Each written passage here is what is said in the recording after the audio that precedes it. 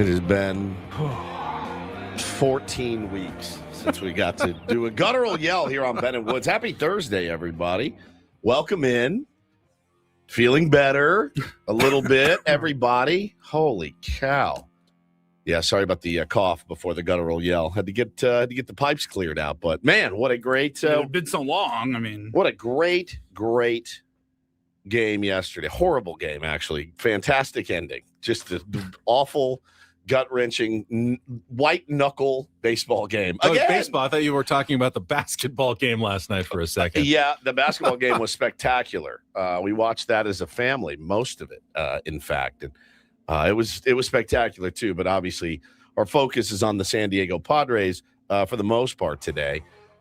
It was so needed. It was so needed. It was the fan base, especially the Twitter fan base. Holy smokes. It was an all-timer yesterday on the old X app. But at the end of the day, won a series against the Cincinnati Reds, which I really thought it was going to be impossible. I really did. And you hate to have that feeling, but that's how a lot of us felt. And that was a much-needed walk-off. The problems that you had before, they're still there. It's like if your marriage is on the rocks, you're like, we're going to go on a vacation. Everything's going to be fine. We're going to the Caribbean. And you get to the Caribbean, and you're like, you wake up, you're like, oh, cool, I still hate you, and you hate me. We just hate each other on the beach. Or even if you have a really good trip, when you get home. Yeah, you get home, you're hasn't really fixed anything. Cool, man, litter box is full. Still no groceries in here. Like, you said you did the dishes before we left. You said, yeah, it's, that's the feeling that you have this morning of like, hey, problems are still there.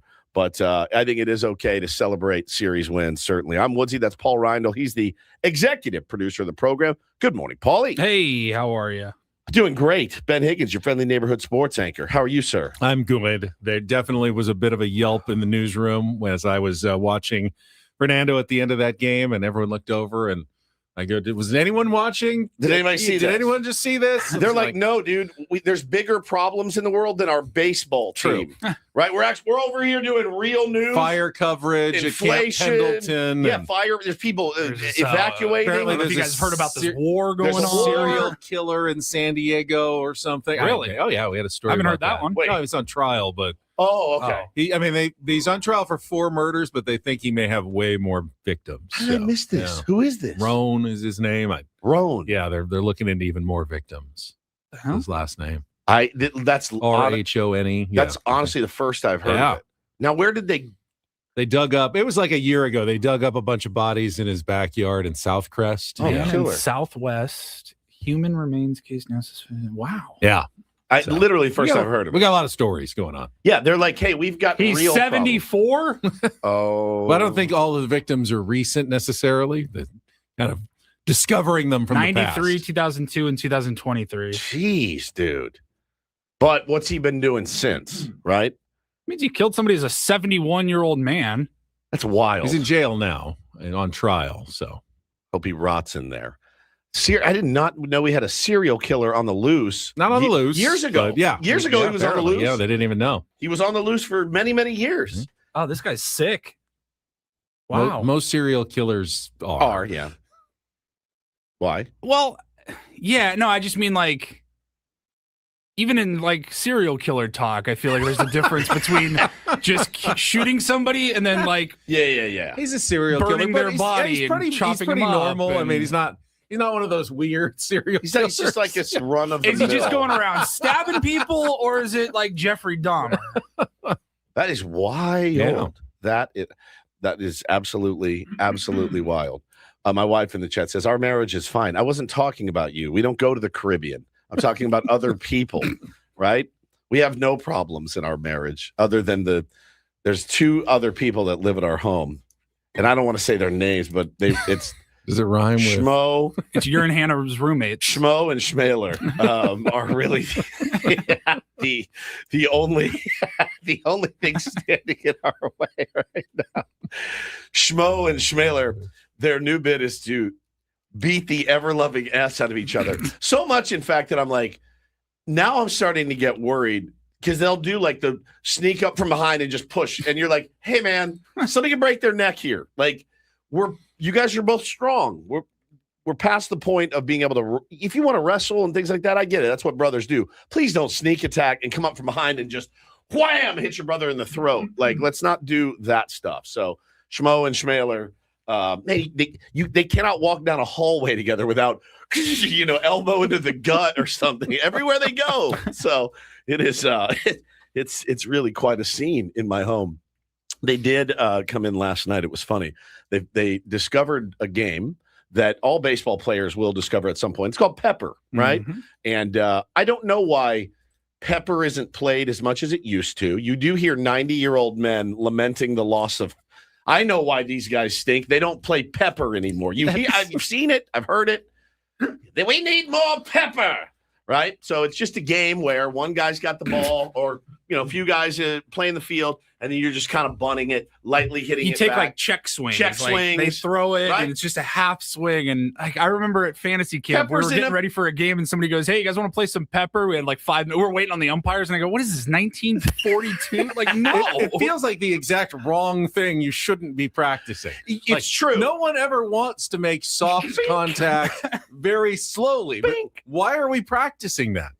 I'll have to say, when I was growing up, one of the things I was most fascinated about, and you probably remember this, Woods, when the Padres would play a game at Candlestick Park, they always had the sign, "No Pepper," that you could see behind home plate said, "No Pepper." Why did they not I don't know.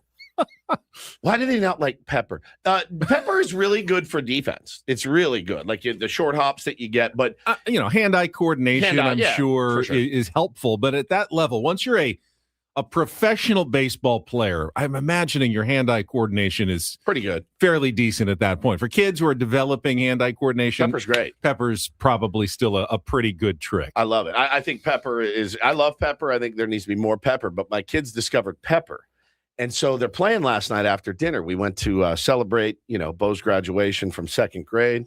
Unofficial graduation, as it were. But we had a great time. Went to PCG, crushed some delicious food. Came back and they started playing Pepper. Don't know where they found it. Don't know where they saw it. But I'm listening to them in the next room, and I hear Taylor say, he goes, "Bo, I'm so sorry that I didn't want to play this game. I love this game. We're best friends now, right?" And Bo goes, "Yes." And they sat in there and played Pepper for like an hour and a half. And then they ran in. We're best friends now. We're best friends now. I'm like, we'll see how long that lasts, Schmo and Schmaler. But it was cool. It was really cool. So now Pepper between two children only lasts until one of them decides, I'm going to swing harder this time. And I'm gonna hit a line drive back at my brother. I love it. Or I'm not going to just lob it to them. I'm going to throw it hard at their head. Yeah. And that's when Pepper devolves into another fight. Yeah, I don't know why at a big league ballpark, if I'm a grown ass San Francisco Giant, that I can't play Pepper with 3 of my teammates. Like, what's your problem with Pepper? Is it a safety issue? I never understood. They're not playing butts up, like why it was so important that they actually had a visible sign. Were they the only one? It's the only ballpark that I ever saw that had that "No Pepper" sign. I feel like we grew up seeing "No Pepper" right behind signs. home plate. They did not like you to play Pepper there. It's weird because they're not launching nukes. It's a very innocuous couple little grounders, you flip it back, couple little grounders.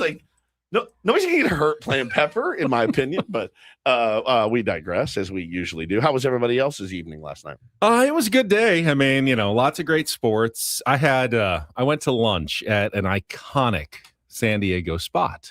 It's been a long time. No, I was down in Chula Vista, and I thought, I could go to Sammy's at 7 Mile, but I just didn't have the time to sit down and play a little California-style blackjack and have lunch. Which you would have. Which you kind of have to when you go down to 7 Mile Casino. But I was already there, and I go, you know what? I haven't been to Tacos El Gordo in so long. Ooh. And I was right there, and there was a spot right on the street. It pulled right up, walked in. Done. Wasn't that crowded. I just walked with my tray right up, got the adobada is legendary. Carve it right off the spit. Got a couple of those tacos, and then I got the head, what is it? Cabeza.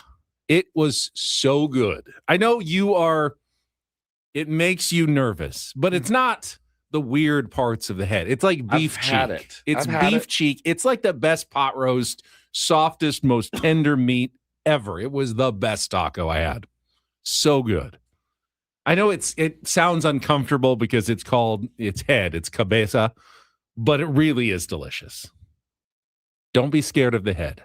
I'm not. In fact, it's just been many, many years since I've. I'm not the one afraid of it. So I had great head yesterday for lunch.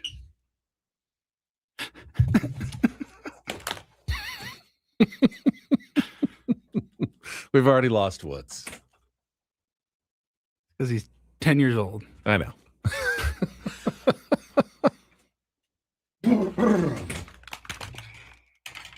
How many tacos do you have? 4. They're not huge, but it was filling. Yeah, I bet it was. Yeah. Satisfying. Very satisfying. And a horchata. What else? That's it. Are you sure? That is it. Are you sure? And a side of rice. No, I did not get any sides. No I beans. did not. Some No, chips. I did not get any fries or no chips. Just 4 tacos and a horchata, All right. and it was delicious. I actually have had the. It's been a couple. I hadn't been there in a couple of years. It's Did so you? good. It's Yeah, I really took the good. kids one time too. It was spectacular. It really is. It's always good. The carne asada there is. Did you even get any carne asada? I did not. So I good. felt like that was So too good. pedestrian. I love okay. the adobada though. So you didn't get your bean and cheese either? No. They don't Man. do bean and cheese. Do they not? tacos? I'm pretty sure I've heard of other I taco don't shops think- that have tacos in the name. They do, but I don't think they have beans Is it or just tacos? burritos. They don't have It's burritos? just tacos. You can get like adobada fries if you want, but I Okay. did not do that. All right, man, sounds good. How about you, Paulie? What did I do yesterday? Chilled, hung out. Open baseball cards. I did open some baseball cards. I had a great day yesterday. No, I didn't think the Padres game was going to end the way it did. Correct. I absolutely had chalked that up as an L. Yeah. We talked about it yesterday on the show of just for us personally and professionally, I should say, how much was riding on that game, knowing we would have had to talk about for 4 hours today or 3 hours today, 4 more tomorrow with an off day. I'm like, they have to win this game. And then to get a Tatis walk off and then get some work done, make some dinner, and then sit down and watch that basketball game last night. I had a great time. Yeah, I did too. I went to Taylor School right after work, and had a big bucket or a big bag of soft little baseballs. He had 18 kids in his class. No, 16 kids in his class. So we divided up the teams. I have found it interesting that every single girl in this class, they wear full princess outfits to school every day in preschool, all of them. So every girl was dressed as a princess. That's what they wear to school. That's their favorite thing. They dress up as a princess. Like if they're going to Disneyland and the castle, but they're they just wearing wear the it to preschool. princess outfits to school now. So we got the teams picked up, and then I had to show them how to swing and you know what happens when you hit the ball. They all run to third base, which is the funniest thing ever. As soon as they hit it, they run to third base, which actually makes a lot more sense for a right-handed batter to just turn and burn, right? Mhm. Or no, going across the plate. I don't know. It's weird, but they all do it. Every one of them does. And I'm like, no, you gotta go over here. So I showed them how to play ball. You have to speed it along because they would hit one and it would come back to me and I'd be like, all right, great, you're out. That's it. You're done. Go sit and wait your turn next. This is the real world. You just hit a weak comebacker to the pitcher. You're out. I'm not going to be like, hey, go ahead and take your base, kid. So let's keep this thing so strict. Keep about this thing moving. I want to show them the real game. You know, I'm not trying to blow smoke here. And, you know, a few kids got some out to the outfield and stuff. We played about 3 innings, and then that was it. Picked up Bo. We also got some baseball cards yesterday as my excuse was the congratulations on finishing 2nd grade. And we got some cards and opened those, and it was we had a great day. You So said much yesterday was a big day for baseball card people. Was that? Yeah, it was just a Series 2 drop, and so we went and hung out at the card shop and opened some cards together. It's so weird that there is something very sports related. Yeah. That I have no idea what any of this terminology Right. is. Well, You talk about chromes and Series 2 Right. and refractors and it is like a totally different whole language different and world. jargon that I don't understand at all. And it's sports related. And usually I am the jargon sports guy. Like, this was like the first 4 months of the year for me, like learning. It was like learning a new language. It is learning a new language. I still don't have it. I still don't have it down. You were talking about paper this morning. Yeah, paper. What's paper? Paper. Like just the kind of regular, just basic the normal, cards.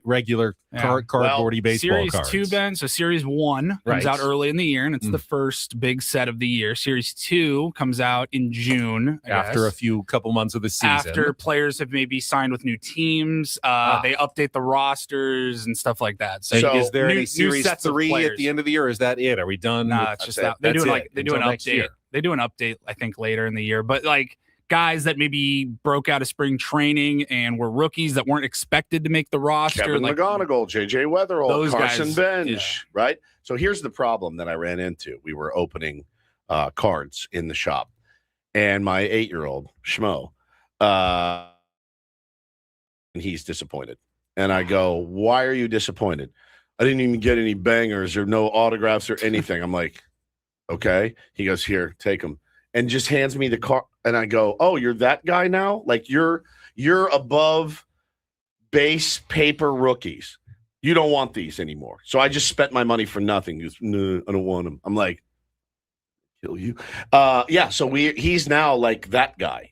And part of you's like more for me though. True, but I'm like really bangers only for you. Autos and numbered refractors. That's it. That's all you're interested in. Great. Well, when you scratch off a lottery ticket and it doesn't match, you usually just throw it in the trash. Throw it in the trash. I did, which is really what we are doing here at this point. I saw a post online, and the caption just said, like, what are we doing here? And it was a video of a kid, like a young kid, like 6-7 years old, and he opened a pack of cards, and him and his buddy, they found some great card, and the first words out of their mouths were, "What's it worth?" or "Look it up," and somebody just goes, "We've lost the plot, man. Like we've lost it. It just used to be cool to get a cool card. Yeah, and you'd be like, this is my guy. And if it was super valuable and you could flip it, great. But like, it wasn't the only sole purpose of opening cards. And when a kid, especially a kid, like an 8-year-old, just goes, "What's that worth?" And that's the only thing that they care about. And I totally agreed with the comment of going, yeah, we've lost it just a little bit. Oh no, we in my house, we've lost the plot. It's 100% my fault. I'll wear it, but it's I noticed it and I go, really? So you're above this now. Bangers only for you. Only autos and rare cards is all you care about. Okay.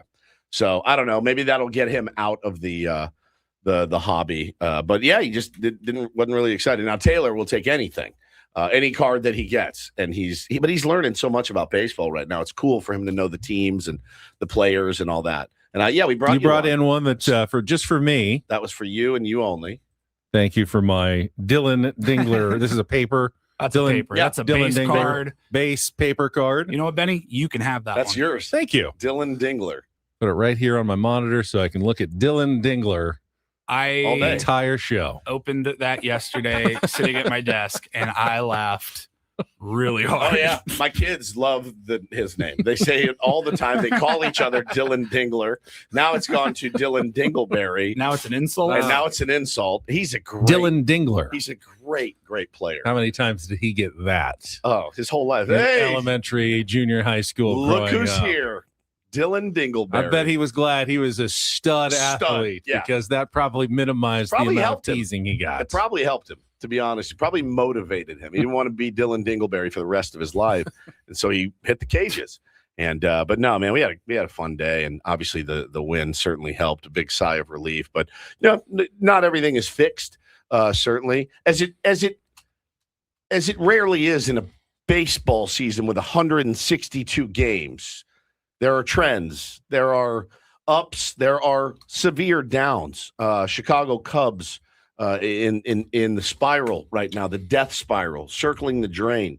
The San Francisco Giants were left for dead yesterday. Came back from 9-1. It's a really dumb sport. I mean, a baseball team was down 9-1 going into the last 2 innings. Yeah. They won. And it wasn't even the greatest comeback of the sports day. That's exactly right. With what happened in the basketball game. And the Knicks down 29 in the third quarter in the NBA Finals. Incredible. Absolutely unbelievable. So, is this what I've been missing with the NBA? It's been pretty every good. game is just like it's been pretty good. in the regular season? Not really. Not really. That game last night had my entire family screaming and covering our eyes. Yeah. And we don't have a dog in the fight. No, I told you the other day, I said the NBA is the current game, the way it's designed, it's very streaky. Yeah. I didn't think, 17-0 run followed by another, 14-1 run or whatever. Like that was something I had never seen before. I put it right up there with like the 28-3 Patriots. Yeah. All right, dude, I'm going to split. See you later. Yeah. Getting home and be like, hey, do we have ourselves a ball game? And then being sitting there just going, oh my God. Yeah. That's exactly what it was. Watching the Knicks fans, both the regular ones and the insane amount of celebrities that were at Madison Square Garden, you certainly got enthusiastic. Now, I've got a Spurs fan at home. Suffering one. He likes Wemby. Newly minted a few months ago. So, I mean, he wasn't expecting, he thought, in 2 or 3 years, this team could be really good. I want to get in early. It's been a lot faster than he thought with the run to the finals this year. So, that was quite heartbreaking and disappointing for him the way the game ended, but he was okay. And I mean, he was screaming, Dylan Harper, why aren't you boxing out at the end of the game as we were watching it on television as well. It was some sports theater, though. Unbelievable. It was as good as it gets. I mean, it was truly as good of sportsing as you can get. That fan base, that city, that arena, it just was unbelievable. So fun. So fun. The whole family sitting there, and Taylor likes Wemby too. He just kept saying over and over, he's so big. Yeah. How did he get so big? He's so big. And he's now, his little brain, so we go into Bo's room, putting them down, and he goes, Dad, do you think Wemby could touch the ceiling? I'm like, I do think Wemby could touch the ceiling. Dad, if you put me on top of Bo, would we be taller than Wemby? No. Not even close. If I put 4 of you on top of Bo, you might get close. So he would just remark, just like an old man watching the TV. I'm sure he's so big. I'm sure they have him online. You got to get him the growth chart. Wemby. Does it fold up over the ceiling? Because I got to be honest, Bo has the Joe Musgrove growth chart, and it's a little off because Bo's like 6 feet on the Joe Musgrove chart. Did you not line it up correctly? Dude, it's lined up perfectly. It's so. I got to take a picture. If any other parents have the Joe Musgrove growth chart, you're like, I don't think so, dude. I don't think this is right. Yeah, you're supposed to hang it a particular way. Right. It's one of those inspirational growth charts that make you feel a lot taller than you really are. It's Ben's 8'5". I'm like, what? How did they mess this up? But, I don't know. It doesn't work. I gotta have Hannah text me a picture of Bo's room. It's truly incredible. It's like, that's not even close. It's not even close. It's just not. It is. It's bad. But let's get to it, man. We'll talk some basketball, talk some baseball. Prepare our minds for a series. Yeah, we got some interesting topics to discuss. It will run right through our Epic Wings, Epic Padres roundtable. 3 hours of Ben and Woods, and then we'll head over to the sound space where AJ Cassavell is going to join us this morning for commercial-free Padres talk. But we'll set the menu, get you ready for a winning series wrap-up coming up next with Ben and Woods broadcasting live from the Bill House Studios. We know how on San Diego's #1 sports station, 97.3 The Fan. First, when your baseball team is in the hunt, every decision matters. Preparation shows up. Mistakes get magnified. That's the same mindset people need heading into retirement. Once you're close, there's less room for error. Market downturns, inflation, or poor timing can have a bigger impact. That's why Trajan Wealth helps people prepare before it's crunch time. TRAJANwealth.com. Their fiduciary advisors help build income and investment strategies designed to weather the volatility so you're not reacting under pressure. They're local, independent, right here in San Diego with offices at Liberty Station, Carlsbad, and Del Mar. If retirement is getting closer, and by close, I mean, 10 to 20 years is not that far away. Now is the time to be proactive. You can start by calling 1-855-TRAJAN1. That's 1-855-TRAJAN1. And when you're ready, everything just starts at TRAJANwealth.com. Trajan Wealth, plan smarter, dream bigger. Advisory services through Trajan Wealth LLC. Additional services through Trajan Estate and Trajan Tax. Actual client, paid advertisement. Additional disclosures at TrajanWealth.com.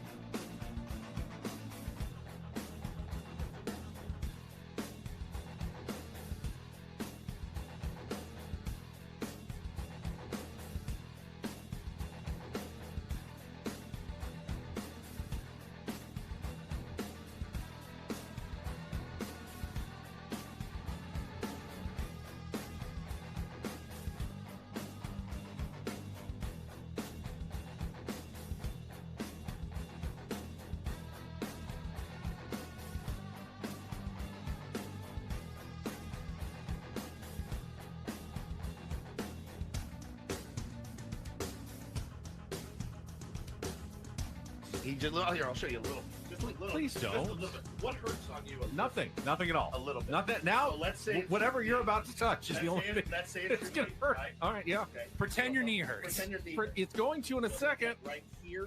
Oh, that is not pleasant. Hey, player, this is all yours. This room with this view. This speakeasy with this cocktail. Hey, could you make that too? The spa with this. Ah. And this pool on this roof. This is all for you. The all-new Humul Casino Resort, now open.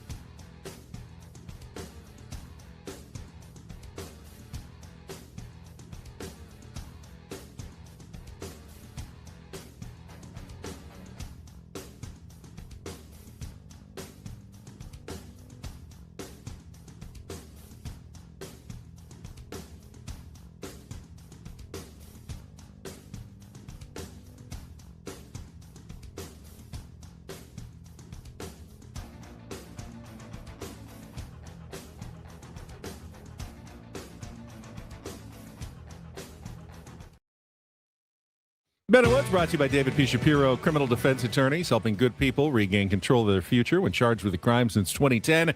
Visit davidpshapiroLaw.com. Yeah, it always feels like on Thursdays we got to jam everything in the 3 hours with the commercial-free roundtable coming up from 9 to 10 this morning. So in just a couple of minutes, we will have the winning grap-up, and Paulie has collected all the calls of the Fernando Tatis Jr. walk-off home run, which I'm going to admit, when he hit it, I knew it was stung, but I really didn't think it had a chance to be a home run. I thought it was going to be fan interference, if I'm being completely honest with you. Was that low? I was so sick. I thought double probably, but the way things have gone lately, somehow they're going to catch this thing, but I did not think it was high enough to get out of the ballpark. The ball was on a rope. It never got almost like over Wemby's head, essentially all the way. Wemby catches that the wall. Yeah, Wemby catches that in high heels, no problem, like piece of cake. But thank God that it went out, my guys. It was so, and it wasn't fan interference. No, it was not. It was a guy in Reds gear, and he caught it in his hat. But he stayed behind the wall. Did not go out over it. My first thought was, that's a well-constructed hat that it didn't just explode with a 106 mile an hour baseball going right into it. Like, that's going to destroy your hat, man. But he caught it. He seemed pretty happy for having his team just gotten walked off by the San Diego Padres. Is that the one thing that kind of makes it okay? All right, my team just lost in a walk-off, but I just caught a Fernando Tatis Jr. walk-off blast. So normally a player that's been in the league as long as Fernando, you're not going after that ball and saying, hey, man, I'd like to get that ball back, right? Because you've hit a lot of home runs. If I'm that guy, I go, this is only his second home run of the year, and it's his first walk-off here. I'm going to try to trade this for a bat. ASAP. I would have literally talked to security and be like, I know he's only hit two home runs. Could you see if he wants this ball back and trade me for a bat or a hat or a sign? Now, that was his second career walk-off home run. At Petco, I think. Well, you can't hit a walk-off home run anywhere other than Petco Park. He hit one against the Angels last year. What did it's a center field, I remember. What was Palm saying about it yesterday? He was confused. He said, this is your second home, but first one at home. First one at home. You can't hit a walk-off anywhere else. So it's definitely your second one at Petco Park. I remember he did it against the Angels. He did it off of Kenley Jansen. Maybe he meant first one this year. It was definitely the first one this year. Yeah, he was only his second home run. So I'm trading that one in if he would have had it. So we've got all the calls. We'll get all the details of the game when we play our wrap up in just a couple of minutes. 7:00 hour. Any more thoughts on that NBA game? Fine by me. We'll also have our MLB reach around. Don't do this. First homer at Petco this year. Oh, his first home run at Petco. Yeah, his first home run this year. Earlier, it was on the road. That's right. So this is his first home run at Petco. That makes sense. Yeah. 7:35, Sammy Levitt will make his weekly appearance, in-season Sammy, on our SDCCU fan hotline. It's not big bank banking. It is better. 8:00 hour on a Throwback Thursday, we will play a little real or fake. And apparently, I didn't know this, but we have now been at Odyssey for 7 years. My wife had it in her calendar for today. I texted you guys and asked you, and Paulie, you said, I'm pretty sure it was today, meaning yesterday. I believe it was June 10th. June 10th. Ben and Woods started at 97.3 The Fan. We signed our contract a few weeks earlier, but you had your honeymoon to Paris. Yeah. And we couldn't start the actual show until you got back. That's so you right. got back from Paris 7 years ago, a couple days ago, and then we went right on the air and did our first show, 2019, in June. It was crazy. So 7 years already? I moved that weekend before we started, which was a terrible, terrible decision. Like, we started on a Monday. I was moving Friday, Saturday, and Sunday. You got back like Saturday night or Sunday morning. Yeah, with and then malaria. Were sick. I played a doubleheader in baseball. The day I got back, I played 2 games, and then I was like, I think I might die Monday morning when we started. I did. Ben had me in for Channel 10 that night on Sunday night because you bailed on us. That's right. You wouldn't come down, so I'd have now we know Paulie that in you the played studio baseball with me. twice that day. So that's cool. Well, I was tired. I'm not going to drive all the way down to Channel 10. Yeah, you just flew back from Europe. See, this was pre-COVID, so none of us knew what Zoom was or there was none of that. Do any video chatting, so everything needed to be in person back then. 7 years, man. Just like that. It's gone by. You're not getting the 7-year itch for a different partner at this point. 7 years. Well, no, we've been together longer than 7 years. True. He's been 7 years here. But like the answer is yes, I am. And have for a long time. I feel like 7 years at any one business is a long time. Bro, in this business, it's it's straight up dog years. We've been a show for 49 years here at 97.3 The Fan. Because in radio, the only constant is change. And the fact that we've been able to do this for that long together is a huge, huge testament to, well, our brilliance and the tier ones out there, mostly for some guy yesterday. It always makes me smile. They think it's an insult. And a guy was tweeting at me. He was furious about Steven Souza or Craig Stammen or something, and how we're big P words and we never hold anybody accountable and all that. Right? Just a standard yesterday. Standard. It was the guy that came at you. I think he was at Craig Stammen. Which we're thinking is still not the actual Craig Stammen. I'm pretty sure at this point I've confirmed it's not. But he goes, man, their audience is like a cult. And I go, yes, mission accomplished. That's what every radio host dreams of, is a cult-like following. So thank you to our congregation, our cult, whatever you want to call yourselves. We couldn't do this. Wouldn't have been here without you guys being cult-like. Remember, we'll need you to fund our lifestyles long after we're gone. 100%. I'm thinking about starting a radio station in a foreign land, and I need you to pay for it, right? I may get into muscle cars. I'd like you guys to fund that. Okay? Paulie's into baseball cards. I mean, guys, yes. So that is like the least insulting thing to a radio host you could say in the year 2026. But happy anniversary, fellas. Happy anniversary, Adam. Thanks for bringing us over. Hope you keep us. You got us for now, what? 6 more months. 6 more months. 7 years is impressive. It is. I am approaching a quarter of a century at Channel 10. My dude. Which is really nuts at this point. Just grinding through it, man. Just grinding through it. You know, back in the olden days, I feel like 25 years at a place, like you'd get like a gold watch or something. Yeah. Not even maybe not a gold watch because you're not retiring, but you know what I'm saying? Like you get like sort of a significant gift. Like, thank you for your contributions to the company. Well, and I just feel like that a trip to Europe or something. Based on his boss's previous, like his new boss, how she's done things, expect a cream pie of some flavor. For your celebratory cream pie in the break room. What flavor would you take? Probably a strawberry. That strawberry was really good. Yeah. Is there another that would be good? Is amazing, bananas obviously. Is that it though? You don't have an apple cream pie. No, you don't have a blueberry cream pie. You could. I had last night at PCG. I had the Granny Smith apple pie, but it wasn't pie. It was warm. Like a crisp or a cobbler had or the a streusel topping. You had to jam through the streusel. It was an apple brown Betty. Oh, Benny. Oh, my God. And it had the ice cream on it. My wife reached over for a bite and slapped her hand. I go, you have gelato. Eat your gelato. Get out of this. It was spectacular. So you got your chocolate cream pie. Yeah, okay. Banana cream pie. Okay. Coconut cream pie. Oh, yeah. Nope, no coconut for me. And then they also threw in French silk pie and Hoosier sugar cream pie. Don't forget Boston cream pie. French silk is the perviest, creepiest, disgusting, prostitute-sounding dessert. You have this weird all thing about time. Desserts being deviant. Red velvet. You think Milano cookies are deviant when I eat them? I don't get that. Oh, God. Yeah, French silk pie. An airy, rich chocolate pie resembling chocolate mousse, often made with butter, sugar, and chocolate, and finished with whipped cream and chocolate curls. Unbelievable. Melody in the chat wants to know, how do you become a tier 1? You just did. Congratulations. Welcome, Melody. All you got to do is listen. We promoted everybody several years ago. Anyone who listens to the show. Even if you hate us, I'm sorry. You're still It's unfortunate. Once you've listened once, you're in. Yeah, you're in. Some of our most dedicated listeners hate us. Look for the dues. We send you the bill at the end of the month. No, there's no free. Absolutely free.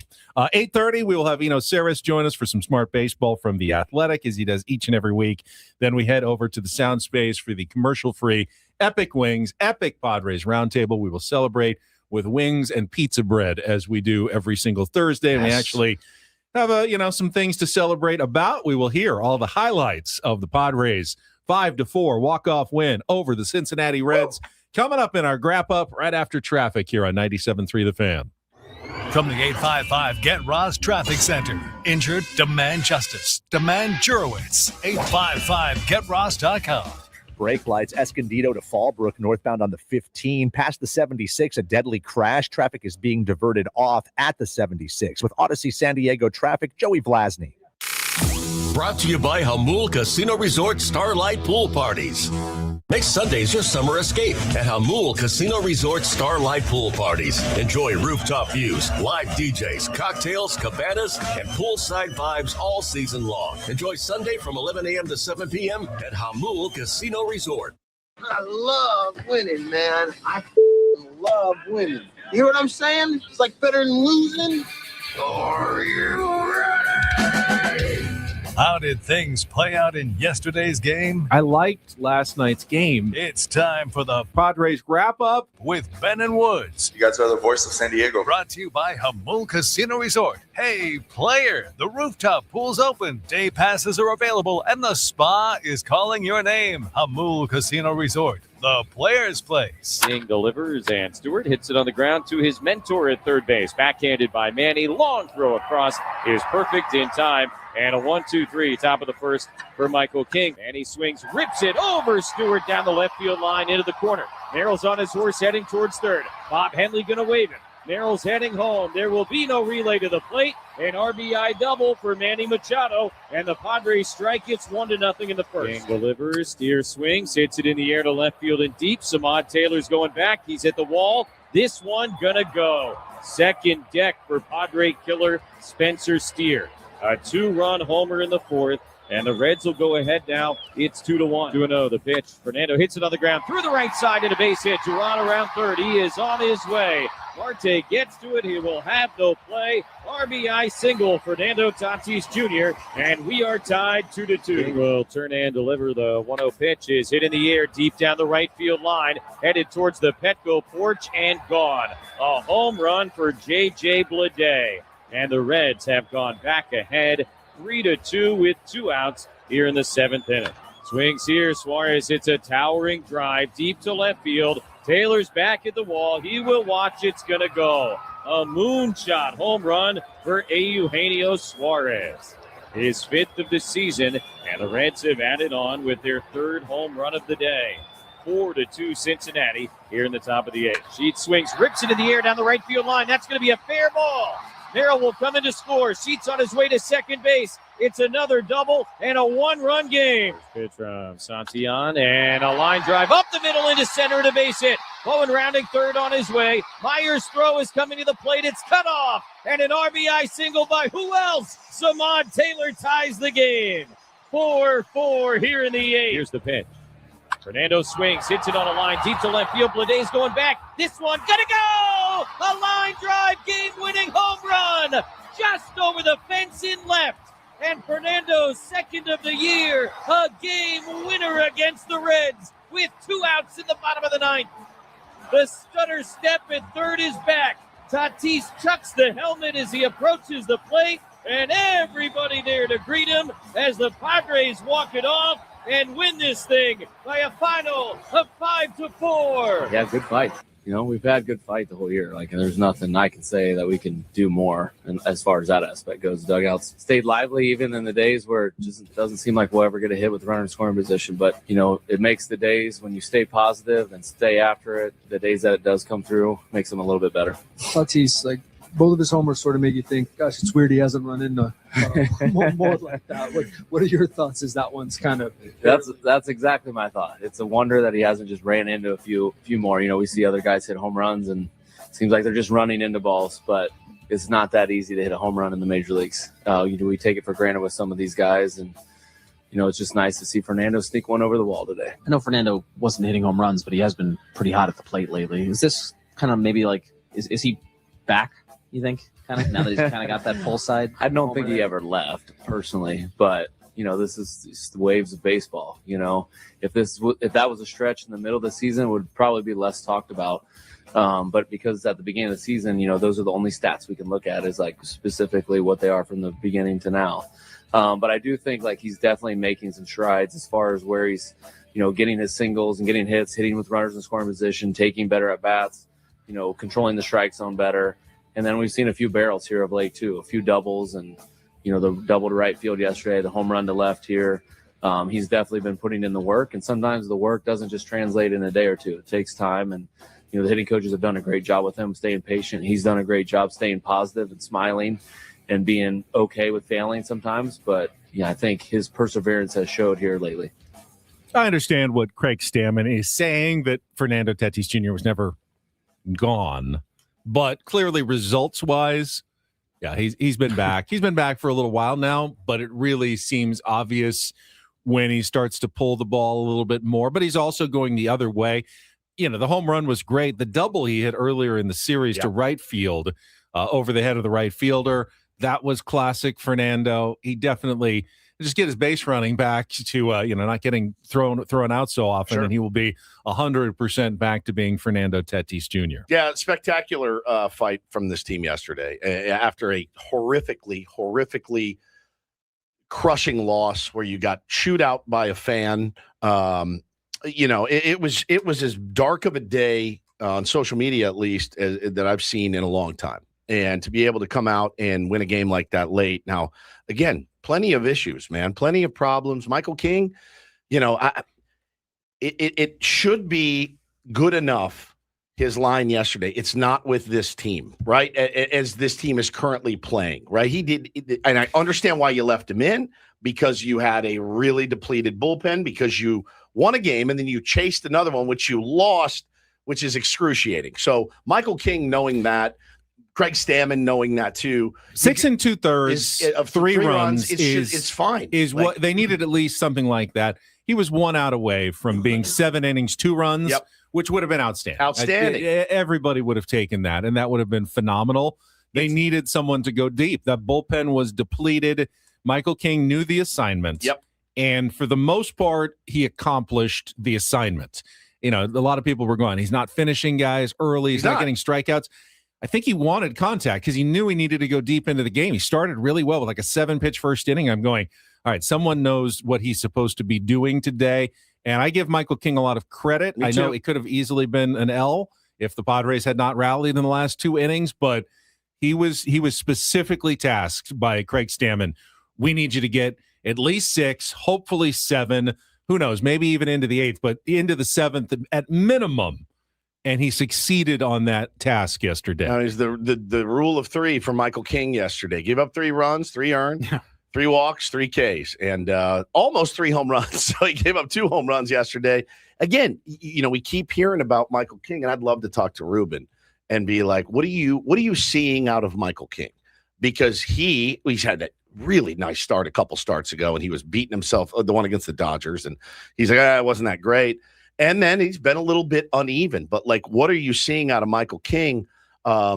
Because, again, like, he needs to be able to finish hitters. He's got to be able to finish guys off. Worst.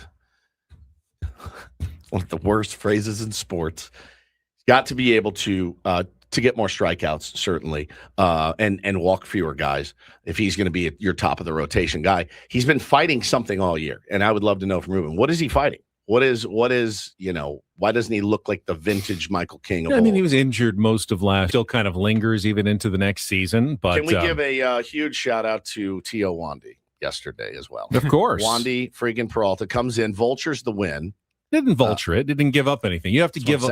You have to give up runs to vulture a win. That's like when That's like when you come in with a 1-run lead. That was tied. You give up a run and take the win away from someone else, and then your team scores and gives you the win, and you feel like, I should just give this to the guy in front of us. He threw a scoreless. Yep, he threw a scoreless inning, got the double play that was so desperately needed, and Kate comes in, and it's his first win of the season, and very, very much needed from a depleted bullpen yesterday. But, yeah, man, staying in the fight, Craig Stammen talked about, and having a guy like Samad Taylor be able to come up and contribute immediately has been spectacular. The defense, I mean, they hit it out there. You're like, oh, he's on it. It's really, really special. That is going to be one of the roundtable topics later today. Do you think Samad Taylor has some staying power in the big leagues? Is this a guy, I'm not saying perennial all-star, lock him up to a 7-year deal now, but I'm just saying, are we seeing Samad Taylor at his best? And, when, guys get healthy and they make trades, Samad Taylor will go back to AAA or just be a bench guy. Or do you think he can be, a regular contributor now going forward? It's hard to say because some guys come up and have a good couple of weeks, but they're not destined for big league greatness. I don't know. I'm kind of interested in Samad Taylor here. He's really hungry. Yeah. I mean, that, and he's playing his ass off right now, and that's such a cool story. So hopefully he keeps it going. Oh, and credit to Craig Stammen for whatever he laid into Manny Machado last night, working in that first at-bat yesterday. Yes. Awesome. We'll play all the walk-off calls, different languages, different teams, next year on The Fan.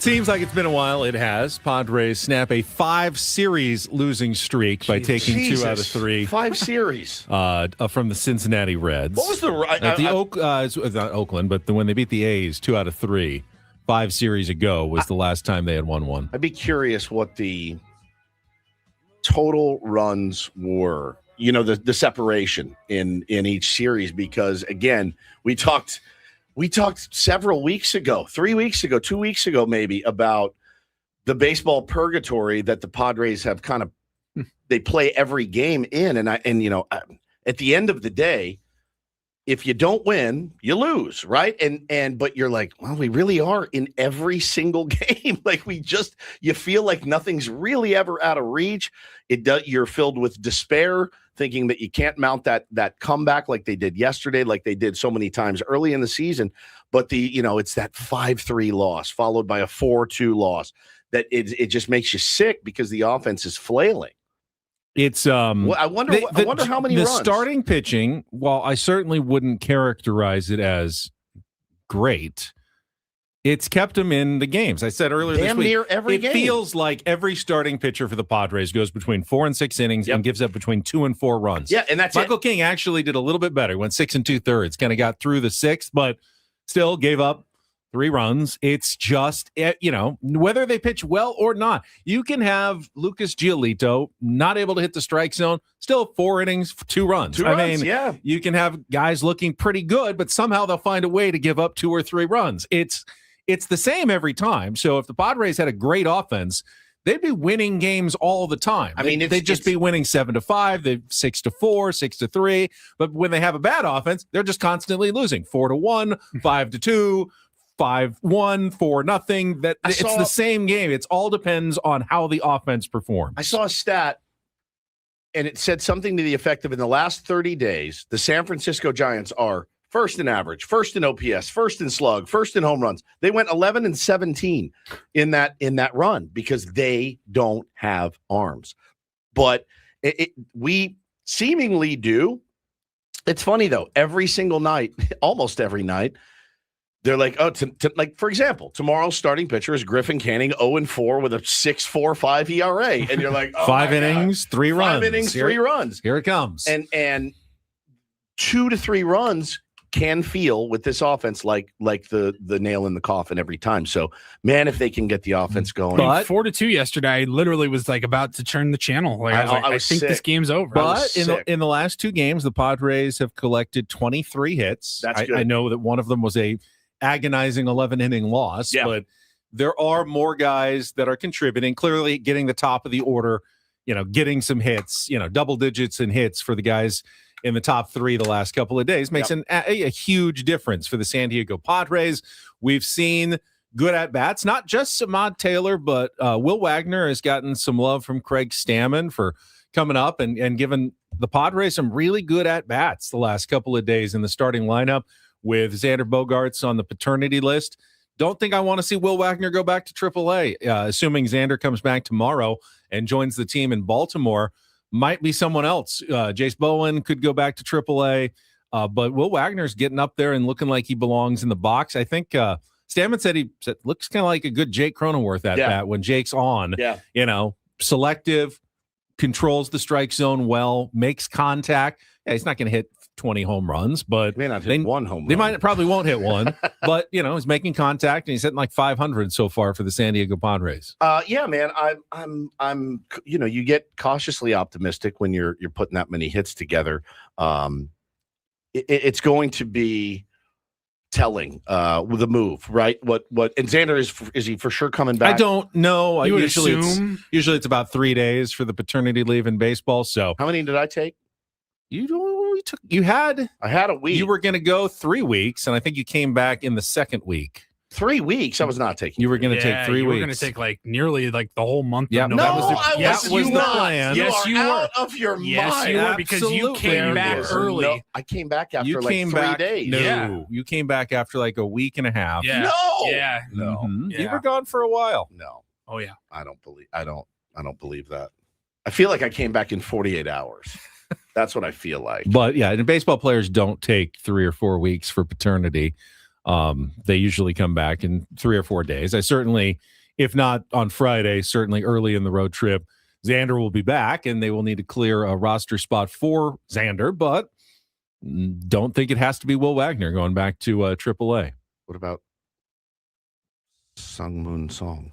That's a good question. He can play shortstop, okay, which is something that they need, and the defense looked decent. He made a nice play in the outfield, and it's crazy that Sung-Moon Song's batting average is higher than Manny Machado's. It is. It doesn't look like he could possibly ever get a hit when he's at home plate.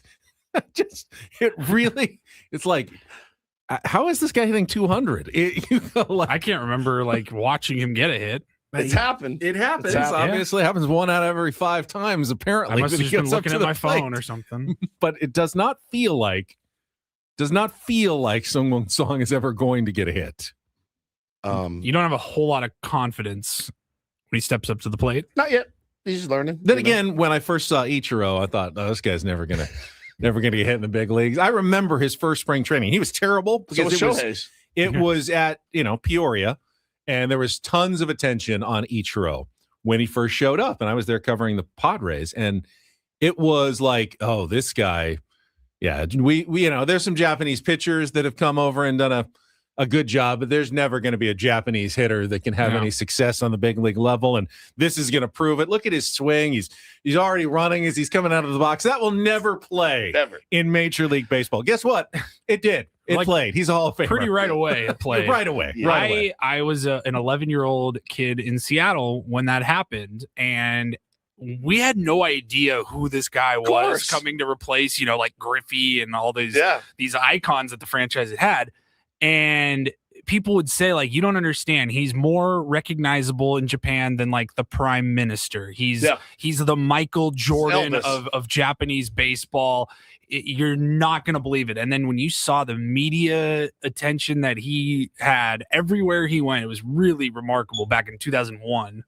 Yeah. So Song is clearly nowhere near that level. My only comparison is that he's got that swing that looks like he's already halfway gone before he leaves the box. And it's not working for him, that's for sure. I know Bowen, is a very rough product right now. It expands the zone. Boy, I do like the way he plays defense, and I really like the way he runs the bases. I do. And I'm the same. Samad is actually barreling baseballs, so different players entirely. I'd actually kind of be bummed to see either of those guys go down. And I think I don't think you can send Samad anywhere. No. He's not going to. Is doing everything that they want him to right now. Defense, offense. I mean, you need him in the lineup every single day. Yeah. So I don't think he's on the table. Week. Yeah, he really has. He's been great. But yeah, man, Jace can fly. Jace can absolutely fly. Will Wagner, like you said, putting together some good quality ABs. It looks a little brighter after a walk-off win yesterday, certainly. But, again, we'll see. We'll see what it looks like up in Baltimore. Eric in the chat says, did I miss the Tatis home run calls? Yes, I'm sorry. You should have been here earlier, Eric. Oh, no, you did not. We were actually going to do it right now. You got here just in time. Just in time, buddy. Jesse's call, which we heard in the wrap-up, was terrific. Here's the pitch. Fernando swings, hits it on a line deep to left field. Bladay's going back. This one gonna go! Got out so fast. Drive, game-winning home run, just over the fence in left. And Fernando's second of the year, a game winner against the Reds with 2 outs in the bottom of the 9th. The stutter step at third is back. Tatis chucks the helmet as he approaches the plate, and everybody there to greet him as the Padres walk it off and win this thing by a final of 5-4. Yeah, that one, it came up quick on Jesse. It came up quick on Don. Conveyed that he didn't know. It was not a no-doubter over the fence, and you saw that, but it was so fast that he quickly shifted gears to the walk-off call. Outstanding job by Jesse Agler. All right, let's go to the TV side of things. Mm-hmm. Don Orsillo and Tony Gwynn Jr. yesterday on the call. Nando to left. Bidet going back. It is gone! Up over the fence on a line! Nando walks it off! Nando. That was beautiful. Didn't get a from Tony Gwynn Jr. Probably too scared to. It was too fast. Too fast. He hit it too hard. Or maybe he knows if this is a walk-off and I interrupt Don, he's not going to be happy. So, some discipline there from Tony Gwynn Jr. Don just beats him up after the game. Actually, I thought one of the more interesting ones, Cincinnati Reds television on the call yesterday. Oh, yeah. This is one of the saddest play-by-play calls we've ever played. They're always sad. They're getting a road series win. They're up 4-2 late. This was kind of a turnaround for them. Left field. Gone. Just the second homer of the season for Tatis. And it's a walk-off winner. Reds lose the finale, and with it, the series. And with it, the series. Gone. I love it. Sorry about it. We said at the start. Gone. We said at the start of the series, both of these teams have been struggling. Someone's going to win a series. Someone needs to win a series. The Reds, with the loss, obviously did not change their fortunes or momentum. They're now 32-35. Remember, they were 21-11 at the start of the season. Yeah, man.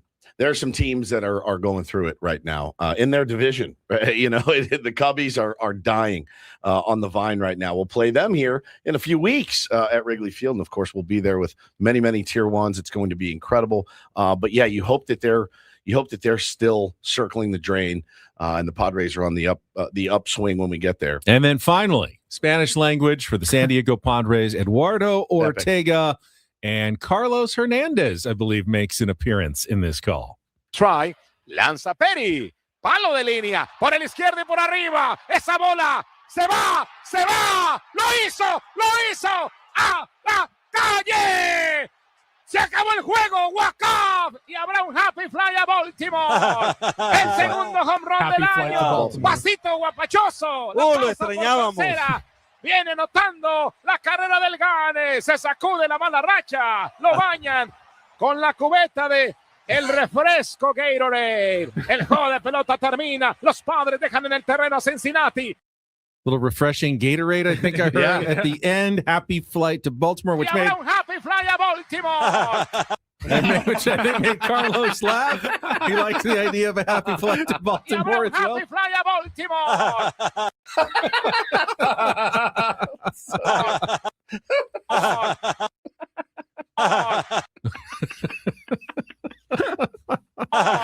How about Mudley catching some strays yesterday from Don? Good Lord. They really remind us a lot of you. They really do.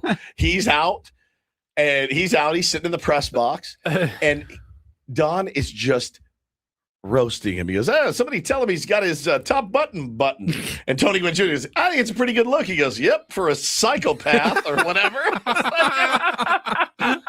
It was unbelievable. And Mud's just sitting there. He's having a ball, sitting in the press box, just having a great time. That's so funny. I think I had my AirPods in. I was watching the game. It was elite. And I saw that, but I don't think I was listening. How about Tony Gwynn Jr. taking some shots at one of his colleagues when Mud was seen sitting next to Braden Soprenis. Next to Braden. And Don is making fun of Mud. Oh, he's talking Braden's ear off, and Tony goes, that's probably a two-way street there.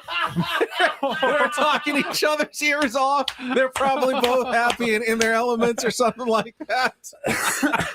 I love it. I love the sarcastic barbs amongst family. And you saw Frank's elbow in the shot as well because he was sitting next to Braden. They did their show from the loft yesterday, so they were both in the press box. We will have Braden on our Epic Wings, Epic Padres Roundtable. AJ Castavell coming up at 9 o'clock. Let's take a time out, though. Want to get to some audio, and Don't Do This coming up next. Hang on. This is the so-called best broadcast in baseball. Yeah, this is the best broadcast. The ones that Mud and Don are competing with every single year for the top title. We got some audio from the San Francisco Giants guys in their unbelievable game yesterday as well. We will get to that and more coming up next with Ben and Woods on San Diego's #1 sports station, 97.3 The Fan. Gambling problem? Call 1-800-GAMBLER. GEGE 000-466. For a full list of games and rules, play at 7 Mile Casino. Visit 7milecasino.com. As I mentioned, I had to go down to Chula Vista yesterday. I'm on the 5, and I looked over and I go, I've already passed 7 Mile Casino because it's that close, that easy to get to, right there off the freeway. I went by, saw the billboard, I saw the hotel, the Rambler that's next door, and I go, there it is, 7 Mile Casino. It's truly such an easy spot to enjoy great card action right here in San Diego. That's right, man. They got Texas Hold'em, Pai Gow, Baccarat, and, of course, California-style blackjack. Great food. I know you went to Tacos El Gordo, and that's a great choice. Had you pulled in the 7 Mile, you could have gotten the Kung Pao chicken that you love very much. But they've got the 24/7 players menu as well. They'll take good care of you. I love the Kung Pao chicken. It was tempting. I just thought I don't quite have the time for it today. Yeah. Plus, you love to sit down. I like to sit down at a Texas Hold'em table. That usually you're sitting there for a couple hours. Oh, yeah. I was on a work day. Couldn't do that. But if you've got some time, check it out today. Enjoy the patio overlooking San Diego Bay. Open 24/7. It is 7 Mile Casino, just 7 minutes from downtown.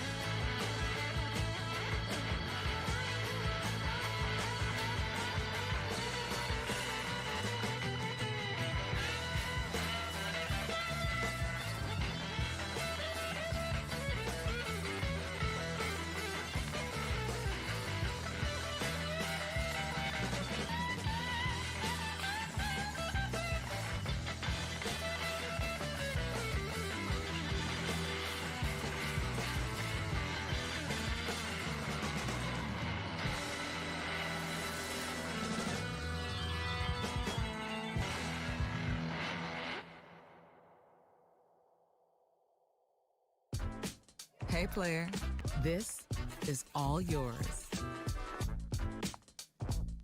This room with this view. This speakeasy with this cocktail. Hey, could you make that too? The spa with this. And this pool on this roof. This is all for you. The all-new Hamul Casino Resort, now open.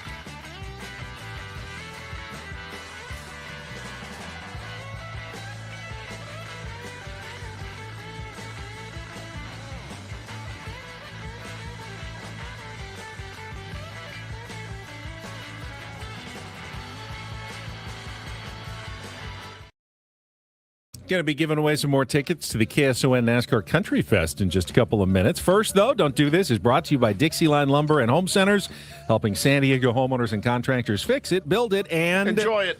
All right, I will start continuing to follow this Brandon Sorsby gambling story out of Texas Tech. And I thought the Texas Tech athletic director, I don't know if you saw it yesterday, he posted an open letter.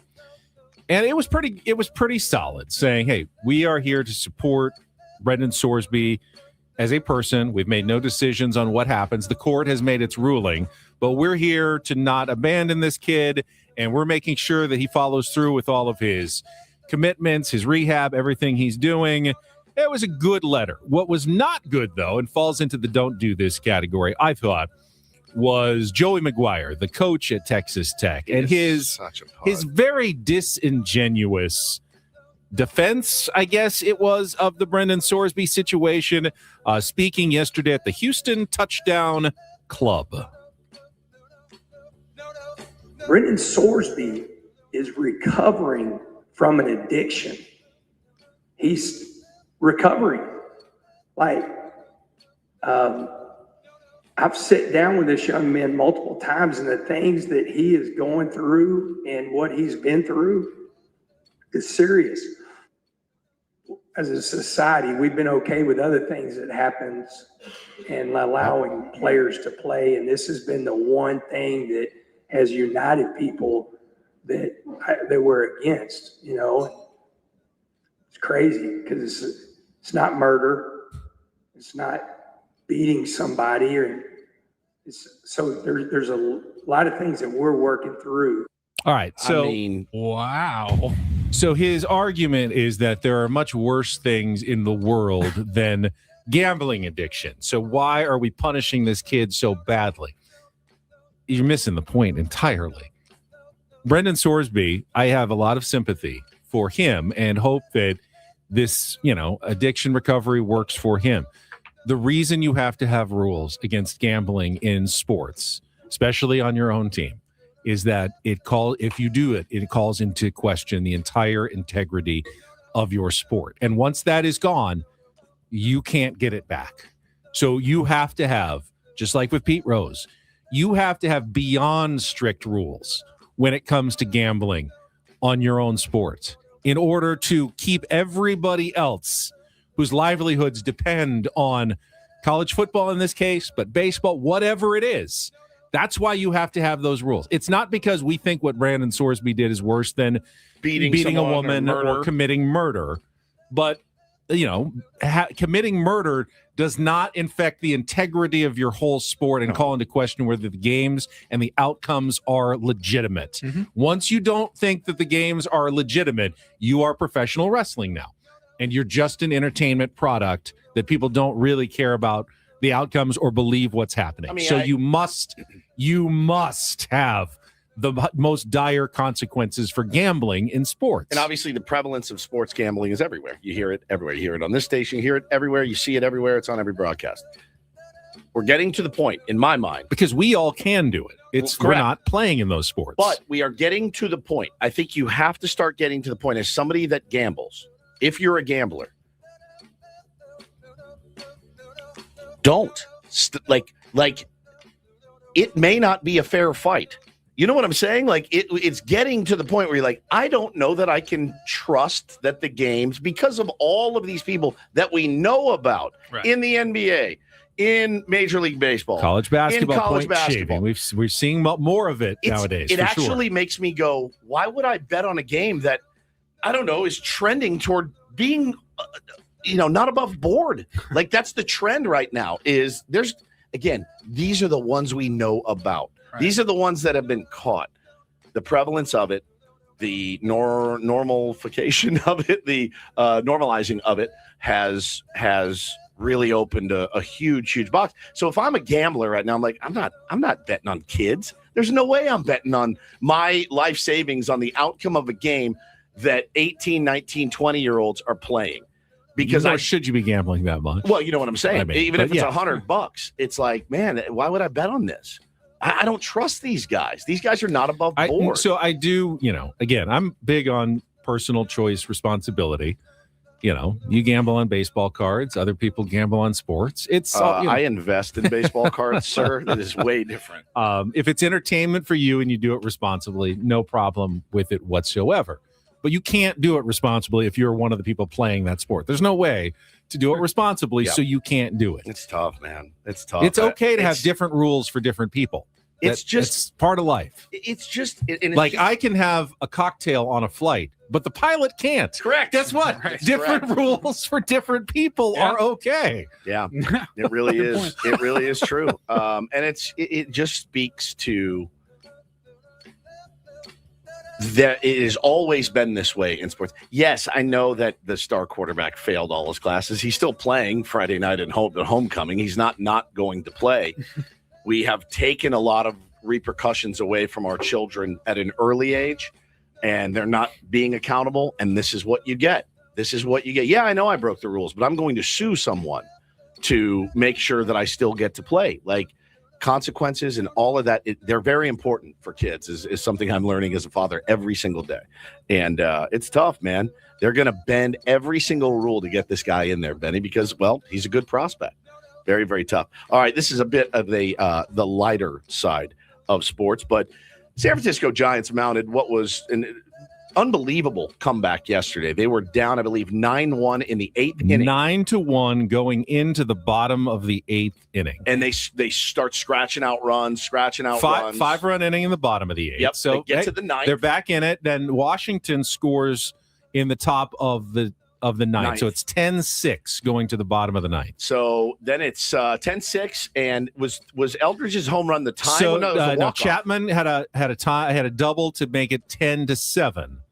And then they loaded the bases. So they actually got the winning run to the plate after being down 9-1. Man. Down 3. Bryce Eldridge, their young prospect, the winning run at the plate. Now listen to the broadcasters, Mike Krukow and Dwayne Kuiper, who lauded as referencing what the phenomenon around pro sports and baseball right now, tarps off. Take your shirt off. They had and a few wave it around. sections at Oracle Park yesterday, so that's some of the context here. I mean, it may be more than tarps off if Eldridge knocks one out of here. Well, I'm going to hold you to it. Time to drop trowel and hog out. Time to what? Silence. In tight. And there was nothing free and easy about that. All right, let's break this down. He said if he tarps off, taking your shirt off, swinging it over your head. This is beyond that. It's game-winning run at the plate. If if he hits a grand slam, you're going to have to do a little bit better than tarps off. It may be more than tarps off if Eldridge knocks one out of here.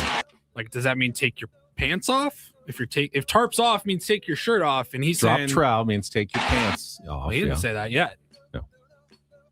It may be more than tarps off if Eldridge knocks one out of here. Yeah. Well, I'm going to hold you to it. Time to drop trowel and hog out. Hog out, by the way. That means enjoying a lot of pulled pork barbecue. I think. It means take your penis out. Yeah. I don't know if you can't do that in public. That's actually a crime. Please don't do that. I'm pretty sure that you can't pull your pants down and put your penis out in a press box. Time to drop trowel and hog out. Unless it's the bathroom. Yeah, that's not okay.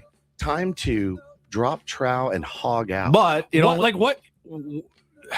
I've never heard that. If that's an expression, I guess. Really, hog out. I've heard of crank your hog. I've never heard of. I mean, it's pretty hog self-explanatory. It is, but I'm trying to think. Is there any other thing that he could be meaning there other than take your pants off and whip it out? No, but it only mattered if come crank your hog. It only mattered if Bryce Eldridge hits a home run in that situation. Which is by the way, if he did, he would have been the youngest player in baseball history to hit a walk-off grand slam. Let's get to do this because I'm going to hold you to it. Let's get to do this because we are drop trowel and hog out. We're actually Giants fans in this situation. The Washington Nationals are much more of a threat right now. DD mega doo-doo. Kind of go Giants here. Here's what happened with Bryce Eldridge at the plate. I didn't know you were. We can actually get the call of that one. What happened afterwards? There's a deep drive. Take your pants off. Here's your show me your Hang on. We were debating of whether or not even mentioning this was Giants loving. Right. It is. So I didn't pull the call. Let's all be honest. We want the Giants to beat the Nationals. Yeah. As Padres fans, we want this to happen. High drive. Unreal. Right field. It's unbelievable. And this game is over. Everybody loves their broadcasters and defend them. I don't get those two. I don't get them. People love them, but I don't know. We love Mud and Dawn. It's just how it goes. Who is Dwayne the main Dwayne guy? is the one. No, Dwayne Kuiper's the one that told him to drop trow and hog out. So Kruko is doing the main I believe play-by-play. So am I to believe then on that home run, maybe while Eldridge is rounding second base, that Kuiper has his wiener out? No, Kuiper wanted Kruko to do it. Kruko's got his wiener out. Yeah, as he's making the call. All right, here's the thing. You know how these dumb viral things catch on. I don't want to see people dropping trow, hogging out at games. Nope. I really don't want to see it. You will be Time to drop prosecuted. trow and hog out. Yeah. I mean, that's a drop, right? Oh, yeah. Time to drop trow and hog out. sure. Time to Tournament of drops. Throw it in there. Like, hey, Paulie, wife took the kids this weekend. I'm home alone. Time to drop trow and hog out. There you go. Now that works. Throw it in the bucket. Throw it in the bucket. And that is don't and do this for a Thursday. That was Don't Do This with Ben and Woods on 97.3 The Fan. Sammy Levitt standing by. Before that, though, it is time to give away some tickets to KSON's NASCAR Country Fest. It is coming to Gallagher Square on June 20th. Be the fifth caller right now at 833-288-0973. You can win a pair of tickets to a great country show. And if you want to buy your own tickets, go to Ticketmaster.com for 97.3 The Fan listeners. Pair of tickets all in. Only $97.30. So you can get those for next Saturday's NASCAR Country Fest from KSON at Gallagher Square. We'll come back with In-Season Sammy talking about yesterday's walk-off win for the Padres and more next year on 97.3 The Fan. I wonder what in-season Sammy thinks of Super Sure. It's a bit of a tongue twister. Sammy is not a business owner. He is not a CFO or HR manager yet. Could be in the cards for him someday. But if he were, I would let him know, hey, man, check out Super Sure Insurance. When you own a business or if you are one of those positions, as I just mentioned, you will sign your insurance policy and then you'll say, thanks for the policy. We're going to go on, continue our year. But risk happens and gaps happen all year long. Super Sure Insurance. If your company has more than 25 employees, you got to check out Super Sure, the super agency built for you, licensed in every state for your business insurance and employee benefits. So they have year-round support for you and your team. Super Sure, you can access their tools like the fine print fact or the business value calculator. You can estimate what your business is worth so you know what actually needs protecting. Go to supersure.com. One super agency, one powerful platform, all your policies in one place. Again, go to supersure.com. That's supersure.com, paid for by Super Sure Insurance Agency, LLC, a licensed insurance agency.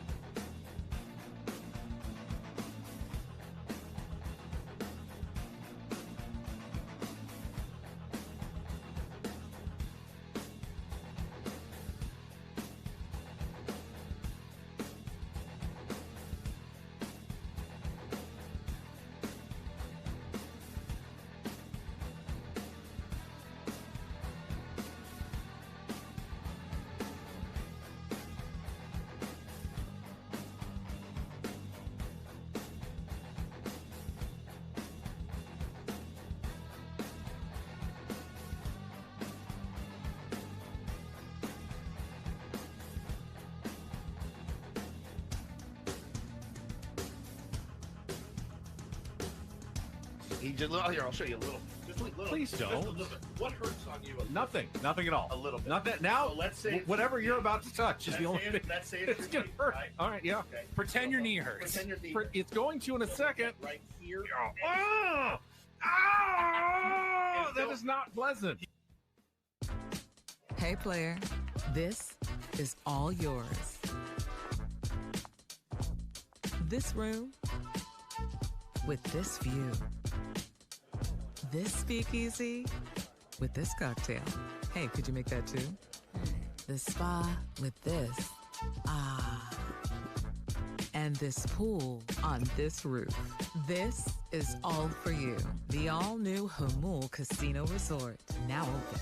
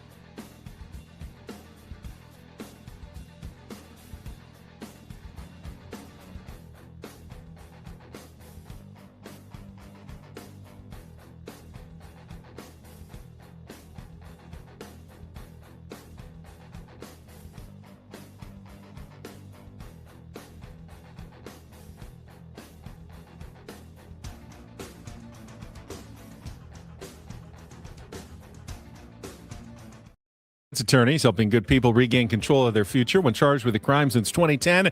Visit davidpshapirolaw.com. Congratulations to Tim, called in, won the KSON NASCAR Country Fest tickets. But, Paulie, I noticed you were having a little trouble over there. It was on a cell phone, and you couldn't understand if he was saying Tim or Jim. Typically, I will answer the phone, 97.3 The Fan, who's this? And he said his name, and it was a him.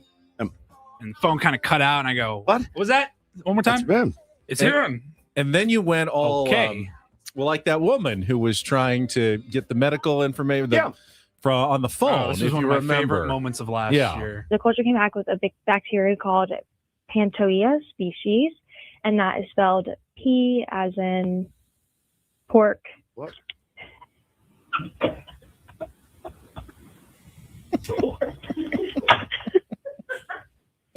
Sorry. A as in apple, right. N as in new. Right. The greatest voicemail ever. I'm so sorry. Okay. T as in tree. O as in orange. E as in earth. A as in apple. Yeah. So Paulie is going. P as in pork. Was that J? And he's kind of J as in Joker. And he goes, "Is it T as in tomato?" And I'm going, Paulie, we already have an officially sanctioned alphabet for this. We have our own alphabet. I completely forgot. J as in jizzle. J as in jizzle. or T. Was it as in Tommy Lasorda was a great manager. Him and Steve Garvey were good friends. Next time when you're asking if it's Tim or Jim, is that T as in T as in Tommy Lasorda was a great manager. Him and Steve Garvey were good friends.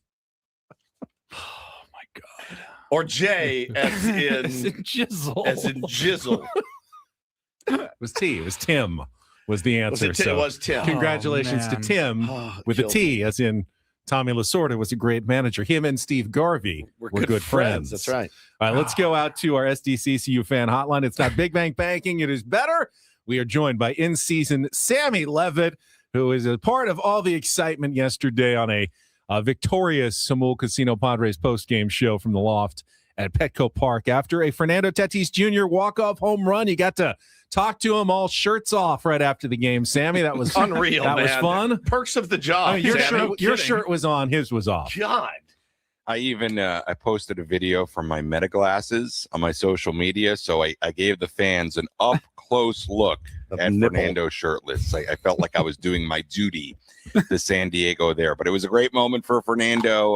Look, he's been hitting the ball really, really well, guys. He's hitting 397 in his last 16 games, a 431 on base, a 975 OPS in that span. So he deserves, I think, and especially in this series against the Reds, the 4 hits in game 2 of the series, the home run yesterday, he deserves a lot of credit. I mean, he had a really, really, really good series, and you just cross your fingers and hope that, you know, the power will come. And if you pair that with what he's been doing offensively, it feels like Fernando's second half of the season is going to be just fine. So hopefully, from a power standpoint, even though that home run yesterday was a low line drive that just got out, hopefully there's more of that in there for him and a sign of things to come. Imagine being so good at something or having such a nice physique that anytime you do something good, you just take your shirt off and everyone's not only cool with it, they're like into it. Like men, women, doesn't matter. Everyone's all the way in. So I even heard Chris Ella afterwards going, I don't mind seeing it either. Like everyone's okay with Fernando taking his shirt off. It's time to drop trowel and hog out. Fernando just hit a walk-off. I mean, it's I mean, you talk about a guy, Sammy, and, you know, did anybody else catch this in the postgame with Palm?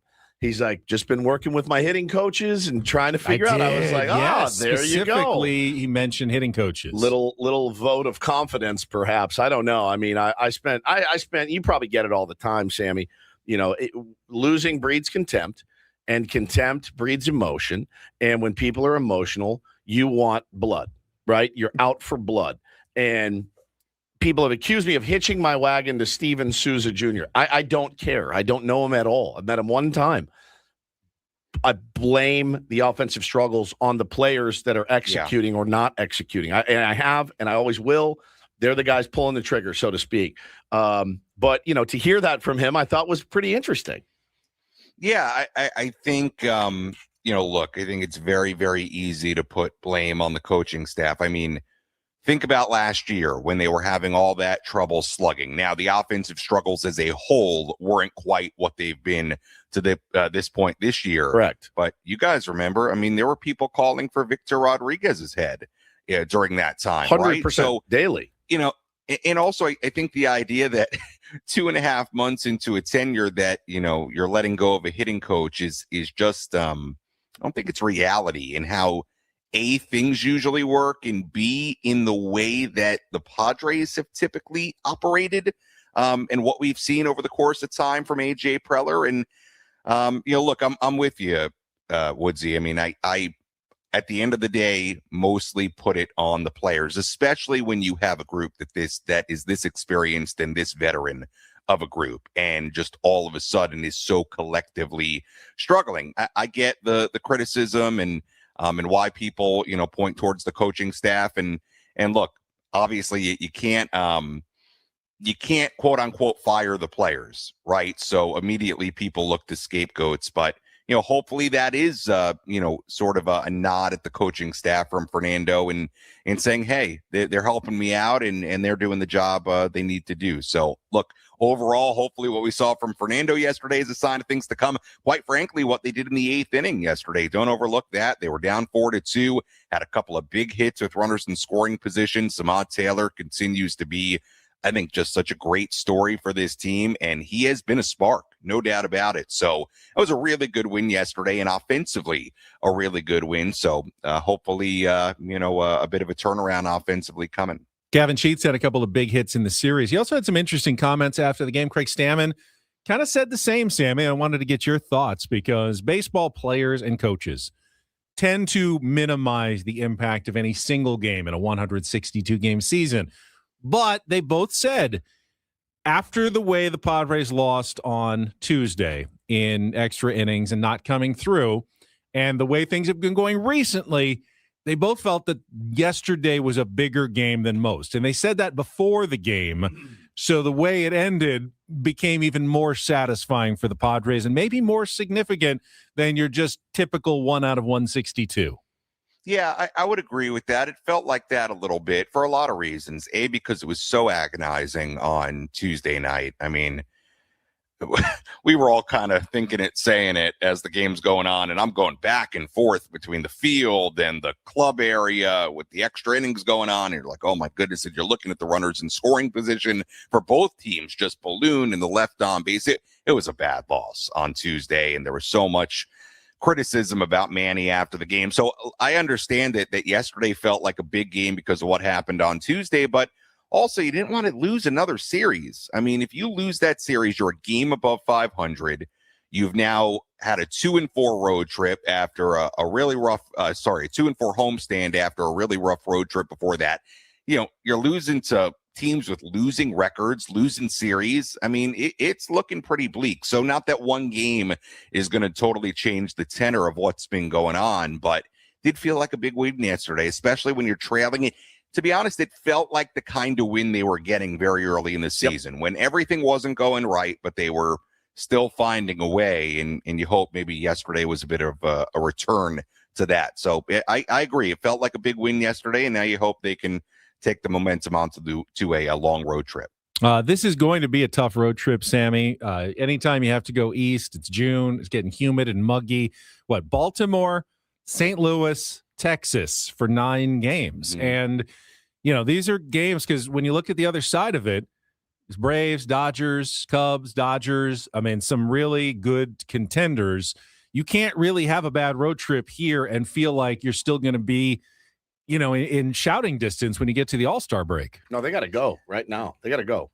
Yeah. And I also think guys like, you know, it's not like a lot of the National League teams that are in the wild card area are playing super well right now. But to me, I keep looking at this National League. I mean, you're right now looking at the Padres began today with the 3rd wild card spot. You're looking at, let me count, 1, 2, 3, 4, 5, 6 teams that are within 3 games. And one of those teams is the Reds, who we just saw, and they don't look particularly great. But I just think the Marlins are one of those teams now, which is crazy. Right. But if you don't start playing better, there is a world where you could look up in a month at the All-Star break and not only be, let's say, a handful of games out of a playoff spot, but you could have a lot of teams between you in that playoff spot. So, Ben, I'm with you. I think when you look at this lead up to the All-Star break for so many reasons, from a standings perspective, from a trade deadline perspective, this is going to be a very big stretch for this team. And I think I said it at some point during one of my post games this week where, with the way they've been playing, yesterday not included, it kind of felt like your season may be sort of hanging in the balance if you can't right the ship here and turn around the way things are going. So it's going to be a big stretch. It's a long road trip. You know, they're playing some teams that are under 500. That's good. The Cardinals have been good, though. But it's a long trip, and they're going to need a better trip than what they've been doing as of late on the road. Sammy, enjoy your day off the rest of today, and then I'm actually off Friday, Saturday, Sunday. Oh, are you? What's going on? Weekend. You guys are going to get a kick out of this. I am out because I am officiating a wedding. Oh, just like Woods. Yep, been there many times. You're licensed, really? officially licensed by the power vested in you by the state of internet. It's right here. Hold on, let me show you. It's right here. Internet. I got it mailed to me, printed out, nice, just to be official. Come on. I got it. Okay, here we go. Credentials of ministry. This is to certify Samuel Joshua Levitt. Yep. Yeah, I've got one of those. The Universal Life Church. Yep.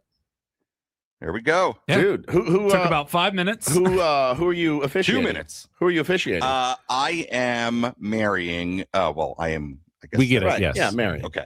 I am marrying one of my best friends, Susie, who works at UCLA, and she is marrying Chuck, who they met while working at another school together. They both work in sports, and they've been together a long time. And I met Susie actually working in the Cape Cod Baseball League long time ago.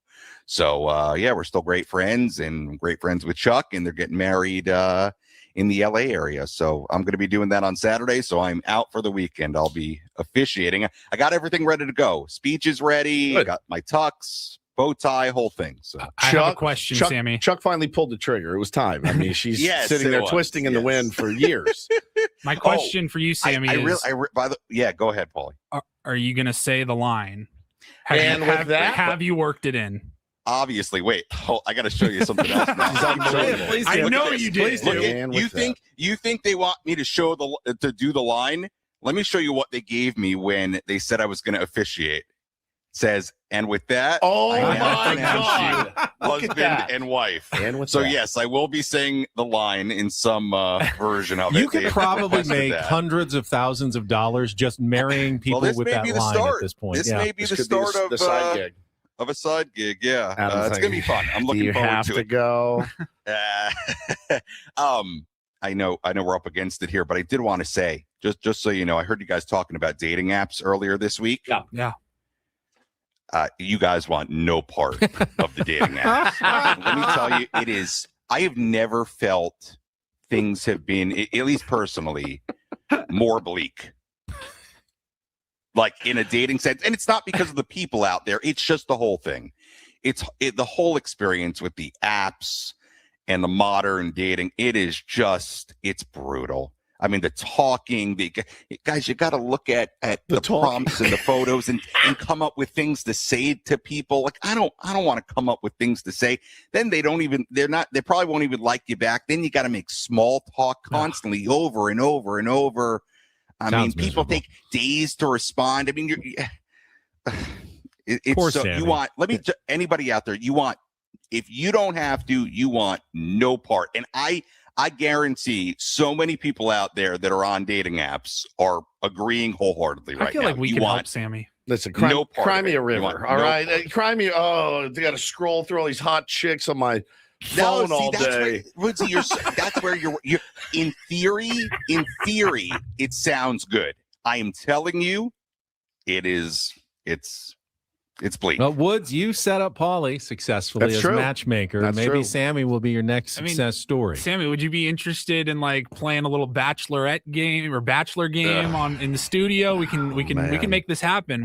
I'm sure we can find several eligible bachelorettes for you. No. See, I knew it, right? He's not going to do it. You know what it is? A lot of I'm very open with a lot of my life. I put a lot of my life out there. Yeah. Doesn't there have to be some privacy, something that's for me? I guess. Maybe I'll think about it. You're maybe. right. So you're right. Sam Levitt, in season Sammy. Enjoy your weekend then. Congratulations to Susie and Chuck. Yeah. Hope it's not a runaway bride situation or anything like that. Cold feet from Susie. Sam Levitt See you back guys. on Monday for the second series of the road trip. I wouldn't mind interviewing somebody that ran away brided someone. That would be interesting too. Cold feet at the last 833-288-0973. second. Yeah, please. 833-288-0973. I would love to. We've only got an hour left until the round table. We'll be back. We still have Real or Fake and more coming up with Ben and Woods, broadcasting live from the Bell House Studios. We know how on 97.3 The Fan.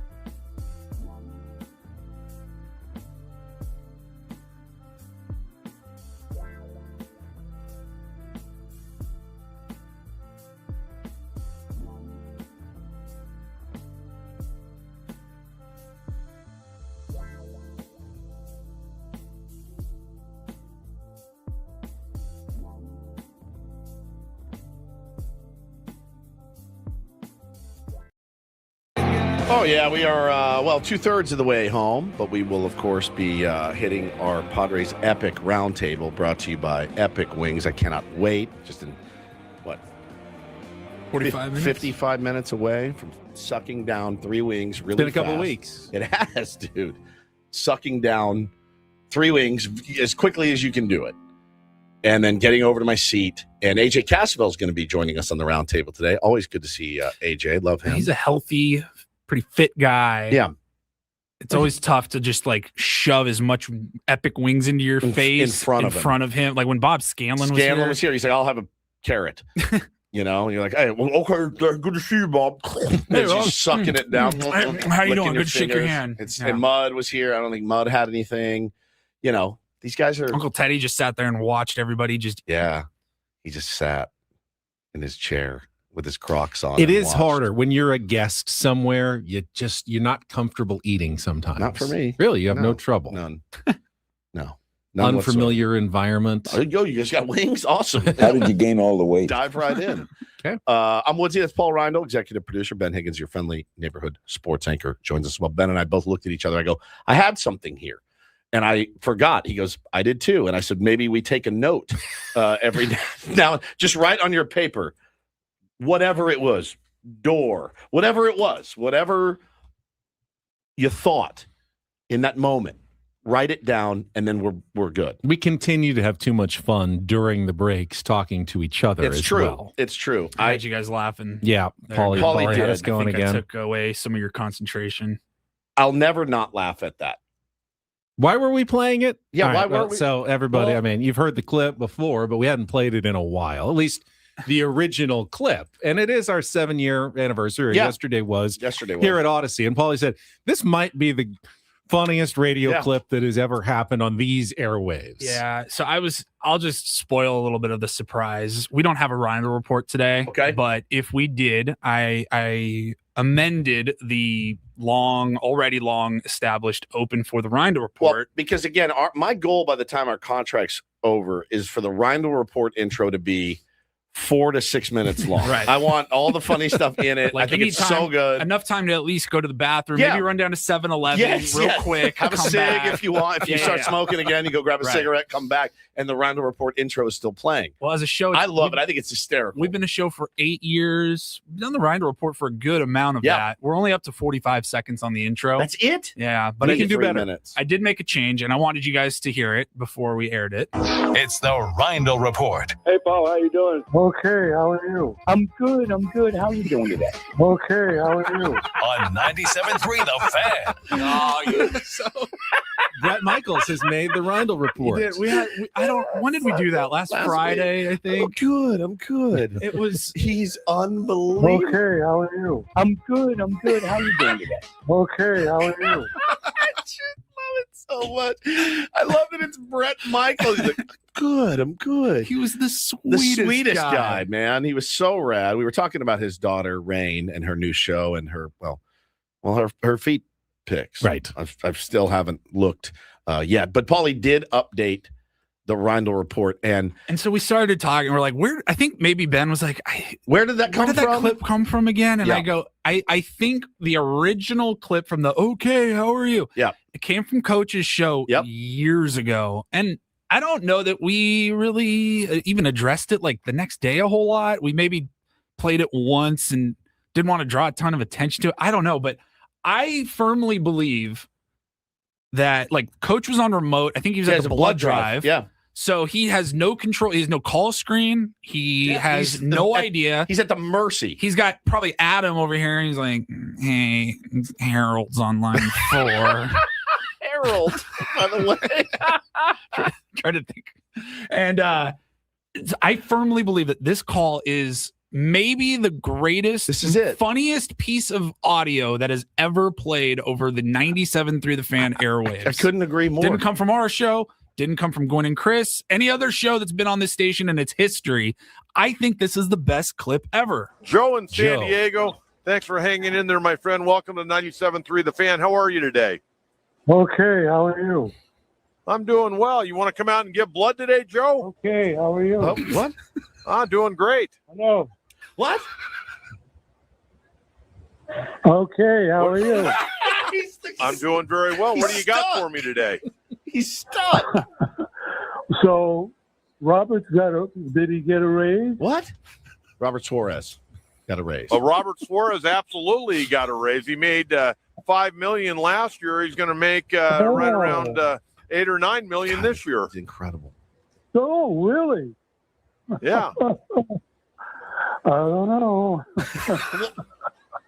Well, you don't like the signing? He's like, I don't know. What do you mean I don't know? You don't know. It's in the contract. It's in the books, man. He's getting that money. Oh, dude. Yeah. People in the chat like, hell yeah, coach. I coach Coach's grandson, Johnny. So I see Coach all the time. Coach was at every one of our Little League games this year, and it was awesome to see him. And his grandson, John, is like one of the best kids of all time. And he is like a mini Coach, though. He walks like Coach.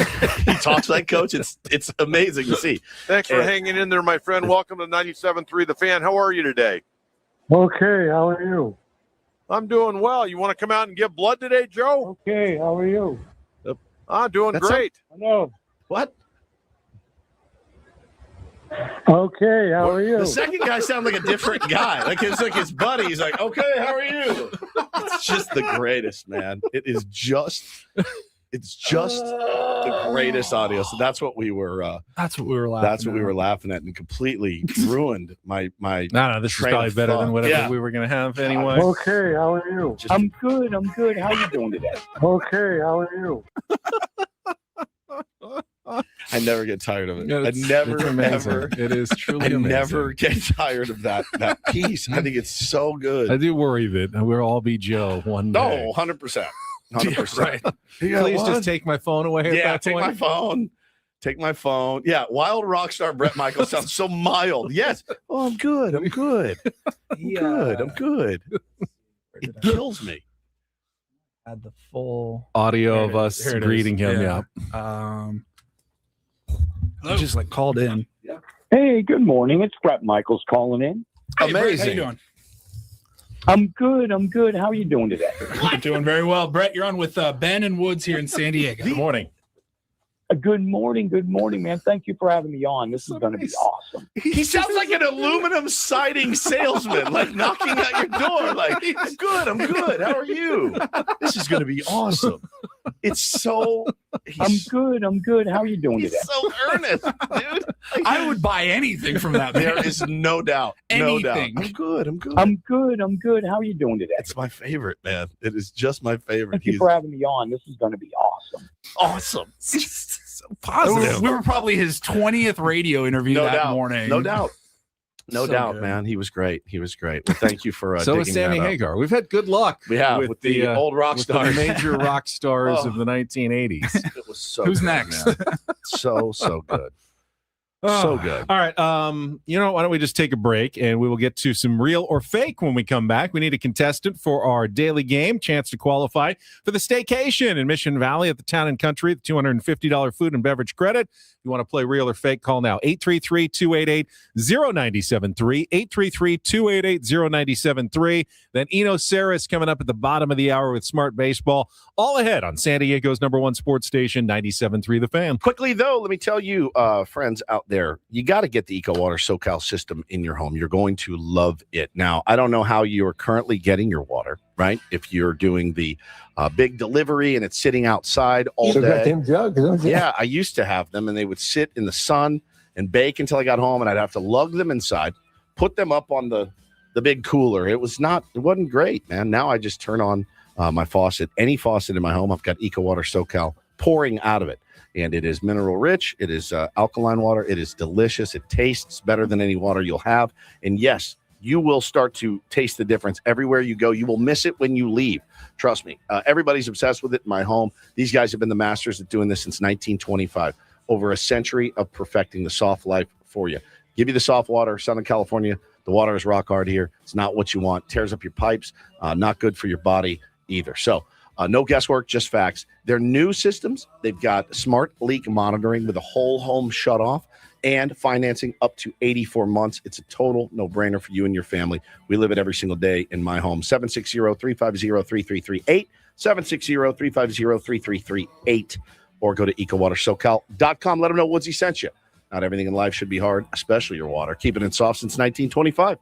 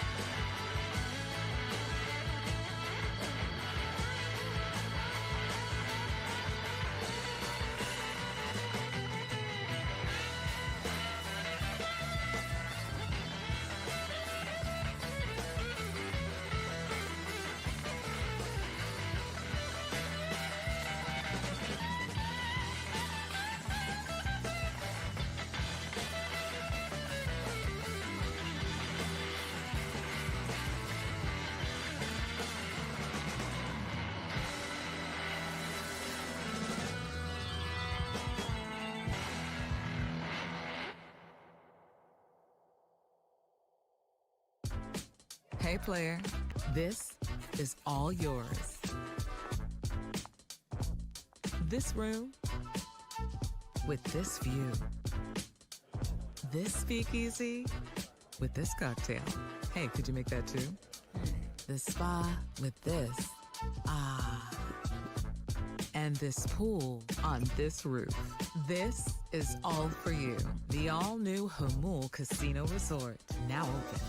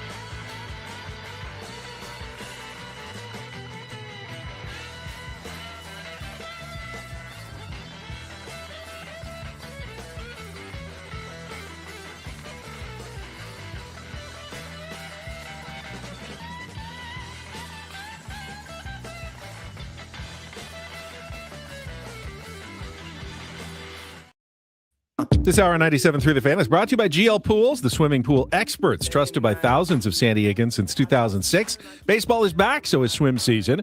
Make sure your pool is ready. Call now and mention radio for a free month of pool service. I'm going to play Real or Fake here in a second. We just had a Throwback Thursday clip. Yeah, we did. Which was pretty cool.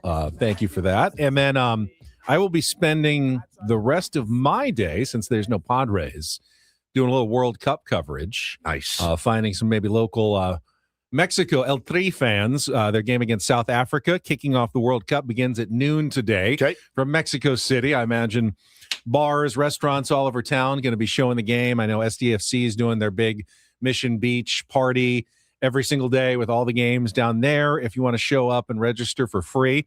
The second game tonight is South Korea against register Czechia. for free. Does that mean you need a ticket? It's a I think ticketed you event? need. Yeah, I think you need to register in advance before you show up, but it doesn't cost anything. But you can go. They put up big screens on the beach and stuff to watch the games. The entire 39-day tournament begins today. Wow. And then, of course, tomorrow we'll be talking about the United States making their debut against Paraguay up at SoFi Stadium at 6 o'clock tomorrow night. I've got therapy today.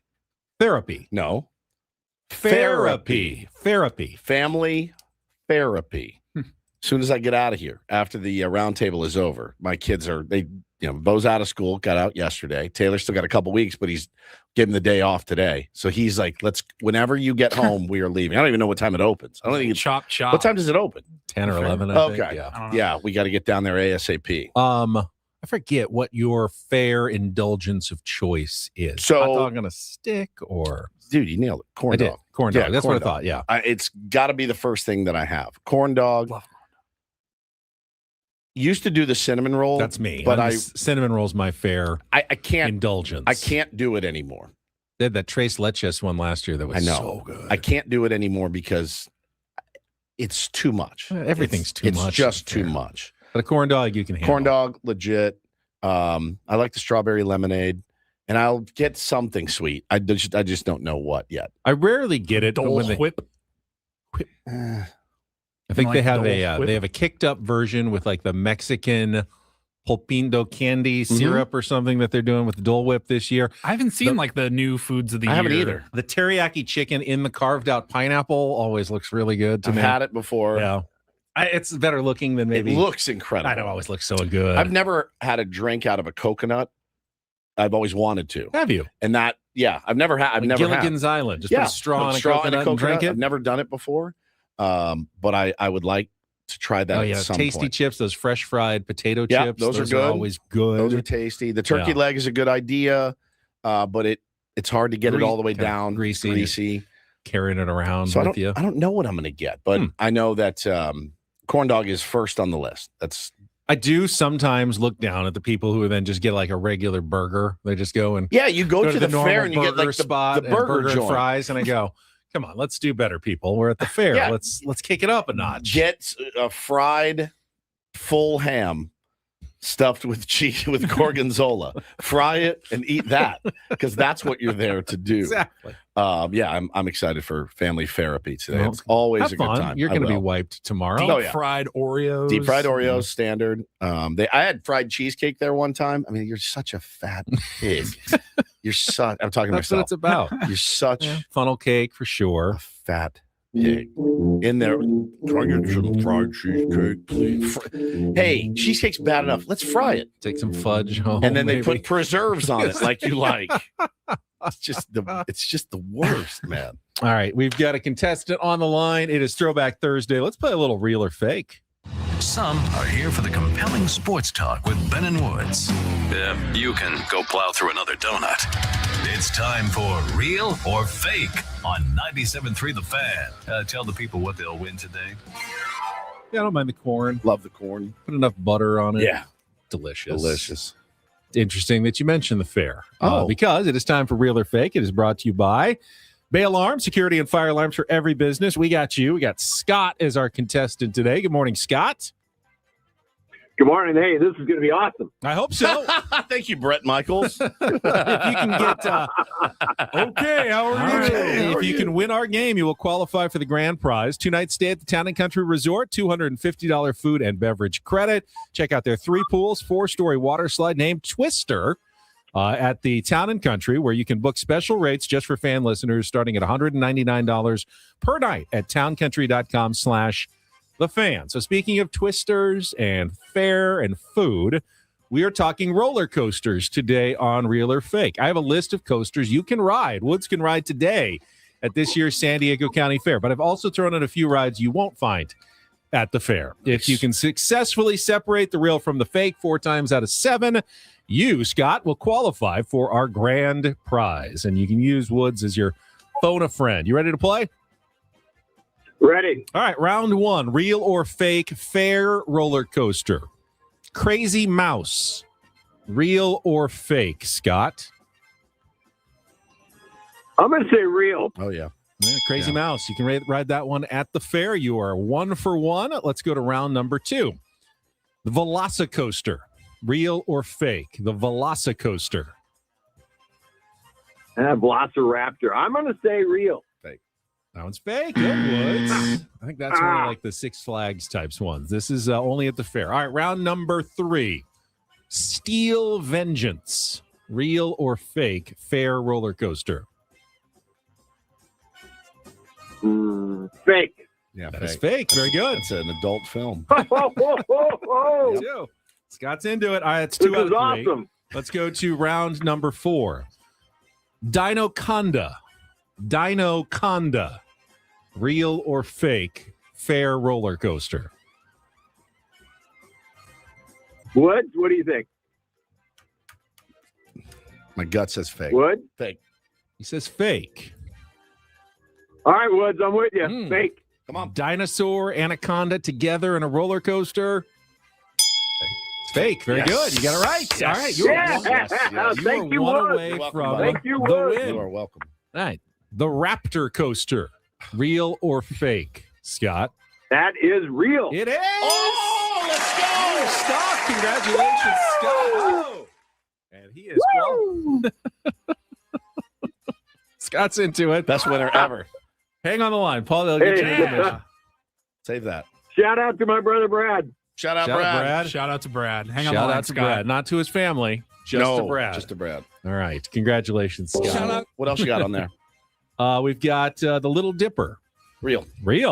Wildcat's Revenge. Real. Fake. Damn it. All right. You both did fairly well. A solid game of real or fake. Yeah.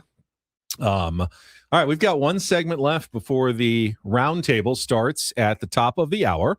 It will feature Eno Saris, assuming he doesn't have a graduation or has totally forgotten us like he did last week. We'll talk some smart baseball, a little bit about the Padres. I mean, are they really turning it around here, or is this another mirage? Oh, no, the mirage. The mirage bit. You bit ruined again. us, by the way, with that mirage bit. I didn't. I just warned you. There's a difference between ruining and warning people. I do like some of the signs that I'm seeing from this team, though. We'll see if Eno agrees with that. Coming up next, broadcasting live from the Bill House Studios, we know how. It's Ben and Woods on San Diego's #1 sports station, 97.3 The Fan. All right, if you indulge at the fair, it's okay, but you might want to plan for what happens afterwards, and that plan could include sdfatloss.com. That could happen too, but I'm talking more of the next 2 months.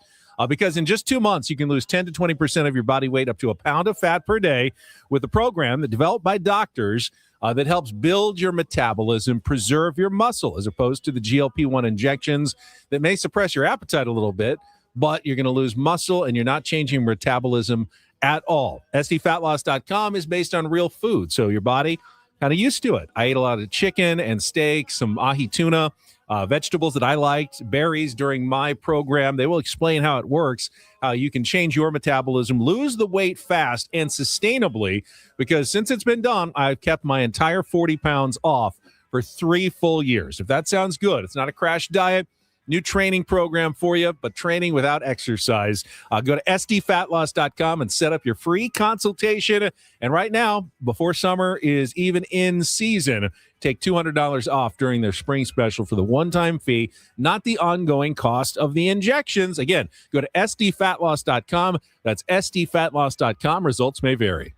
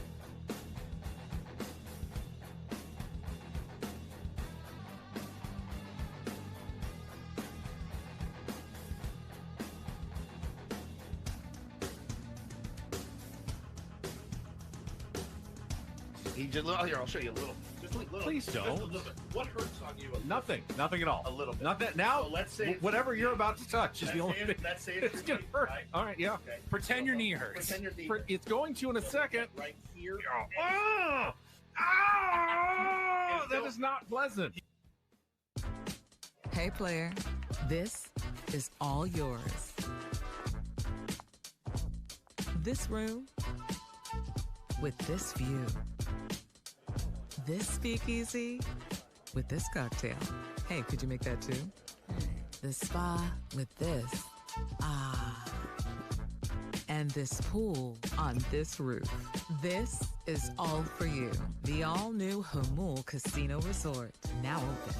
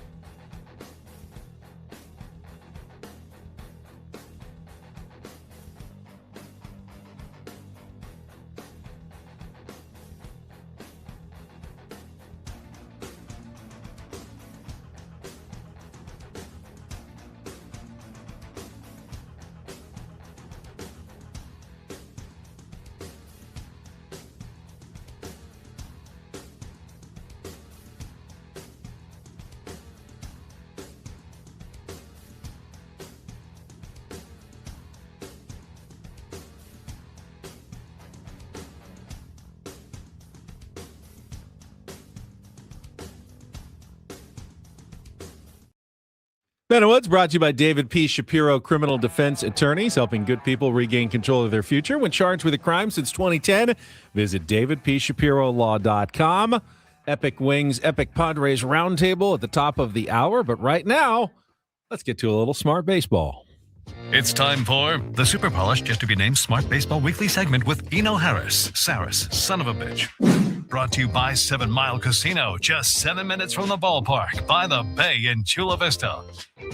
Eno Saris joining us, and I'm sure there's a way we could actually, and Eno could probably easily calculate this mathematically, but I'm just going to ask her his gut feeling. Eno, yesterday, what was the more statistically unlikely comeback?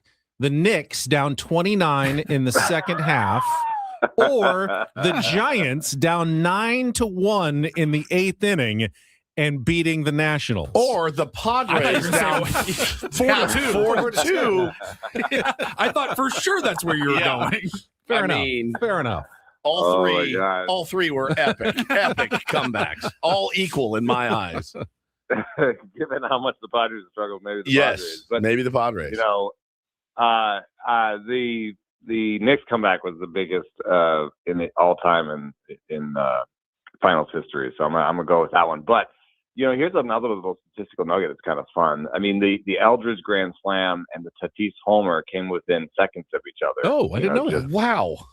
Around the league, and they were both 1 in 30 Parks homers. Really? Oh, so Tatis's homer was only a homer at Petco Park. It would have hit a wall everywhere else. And Bryce's too. Yep. Wow. Yeah. Wow. That's That's rare for Petco too. There's not a lot of 1 in 30 home runs at Petco. Exactly, and it's super rare at Oracle. Oracle is usually the other way around. I mean, he had a couple hits this year already that were homers in 29 of 30. Oh my God. That would be out in that triangle deep in the in the gap. But if you hit a high enough one, short enough toward the water, that's a home run. And I guess at Petco down the line, low, especially toward the corner, you don't have to get it very high, so that helps. Yeah, well, I'm just happy that Tatis is pulling the ball in the air again. So, that double homer or whatever, at least it is in the right direction. And we've seen a couple more balls go in that direction now. So, I think he's getting ready to lock in. I love it. Couldn't come at a better time. I saw a stat that I'm sure you saw it too, by a guy named Mike Mutinoski, and he said, history. The 2026 Red Sox became the first team since 1901 to have the first 3 hitters in their order all strike out in their first 3 at-bats of a game. And I thought to myself, that's never happened before. 1 through 3, punch out, punch out, punch out. Next time they come out, punch, punch, punch. Next time they come out, punch, punch, punch. That is insane to me. And as bad as I love baseball. It's right. I love baseball. What did we determine? Somewhere between 2 and 3 million innings have been played in baseball history. Yeah, since 1901. That has never happened. And then, of course, my Padre fan buddy said, I can't be the only one thinking. And I said, oh, you're not. It's easily attainable at this point in the game. How But come we didn't do that first? yeah, why didn't we do that first? When you look around baseball, at some of the offensive ineptitude, I know where the Padres rank. I do. I see it. They're 30th in almost everything. But, they're potentially the last couple of days they've had, 23 hits, Benny. They may hopefully be coming out of this funk. What are the other offenses you look at and go, you guys are in desperate need of help right now? I mean, the Red Sox are one. They're very actively shopping for a right-handed power bat. And, they may be shopping some of the same bins as the Padres, but I think it'll be a bigger deal in Boston because I guess ownership is involved. Although maybe that'll happen here because Prella needs to know what he can spend. Yeah, that's true. That's true. Or any struggling offense can just move to Las Vegas now. Yes, you can go ahead. Which seems to be an instant fix for it. I mean, yesterday's game was only 4-3, but there were still 5 more home runs at that ballpark. Now, the question is, will it play like that when they open their real stadium in 2028? Because if there's realignment and Colorado and Las Vegas end up in the same division, that could be a nightmare for pitchers. Well, one thing that'll be different is it'll be a dome, and they'll be able to change the temperatures. That's what the fly ball turned to homers. But another thing that's weird about that park that everyone knows is that the infield is like the hardest infield in all of baseball. And so I don't know if you noticed, but there were some balls that were rocketed that the infielders couldn't handle. And I mean, it's like playing on concrete. So there's 2 things going there, and it's so dry that's drying out the dirt. Some of these things you can deal with in a dome, but it's also 2,000 feet up in the air. So balls are going to break less. It's not going to be as bad as Coors, but it will be, I think, the second most elevated park in the big leagues. So balls won't break as much. So they will have to deal with things. It'll be sort of like the Reds stadium, where it's definitely an offensive stadium, but it's not as crazy as the Rockies. So that's my prediction. I think it'll definitely have some things in common, but that stadium is a minor league park, so you got crazy wind in there. You got the elevation, you got the heat, and you got the dry infield. So it's just a combination. So Las Vegas is a place where traditionally, if that's your AAA park, you don't send your best pitchers there. You don't want them to be hurt. Padres do similar things for El Paso as well. Yep. It's not a great idea to have good pitching prospects there either, or anywhere in the PCL. And honestly, I don't mean hurt like hurt their arm. I mean hurt emotionally. Yes, like their feelings. Yeah, that's true. And how many of the call-ups that the Padres have had over the years, they come from Double-A for the pitchers. Yeah, because I mean, it's the psyche is a huge thing in baseball. I'd argue that it's 95% of this game is mental. And it's interesting. We spent yesterday, talking about Manny Machado. We've talked to you about Manny several times. this season already. You've been a bit of a voice of reason, I think, for the fan base. But we'll tell Manny that because he apparently hates analytics. I know. I was going to ask you about that. You know, I do think, and you probably hear it all the time in your circles, it is such a big, bad, scary word that they're using to blanket, you know, everything instead of the nuance of numbers. You know, where does that's just old school mentality? That's what that is. I came up in the game and we see ball, we hit ball. I guess. I mean, I don't know. Like, I think that there are numbers that a front office person needs to look at to evaluate players that may not be super helpful to a player. Although, if you ask me, to be completely honest, I do think that, you know, the best modern player would actually know what those numbers mean. For example, Joey Votto just came out recently and said that he created his own Stuff Plus, you know, before there was a public Stuff Plus. Now, I don't know what the timing is, so I'm not going to quibble with that. Is he suing you? Is that what we got going? Yeah. I wouldn't mess with him, by the way. Oh, yeah. Yeah, right. That's true. But, you know, that means that he now knows which of the pitcher's pitches are the nastiest. Yeah. And so then he knows better. He knows that pitcher better than maybe even the pitcher knows himself because he may not even have had access to Stuff Plus yet. So, you know, Votto always knew this. He knew how projections worked, right? So he knew which of the things he did were most important, you know, in terms of going forward. He knew how aging curves work. So he was like, oh, you know, contact outside the zone ages terribly, which it does. And I want to have a long career, so I'm not going to swing at anything outside the zone, you know? So, you know, Votto's intense knowledge of analytics, and he hired, you know, his own personal analytics person to kind of do these things with him. That helped him elongate his career. And so does that sound familiar? Like, very in that part of the career where you're like, you know, maybe understanding these analytics would help you be a better player right now. I mean, that's put up against the fact that Manny, I saw this in one game. Nolan McLean was pitching, and he was pitching against, I think, Bogey, and I think he threw a 94-mile-an-hour fastball. Actually, it must be somebody that hits ahead of Manny. Who hits ahead of Manny?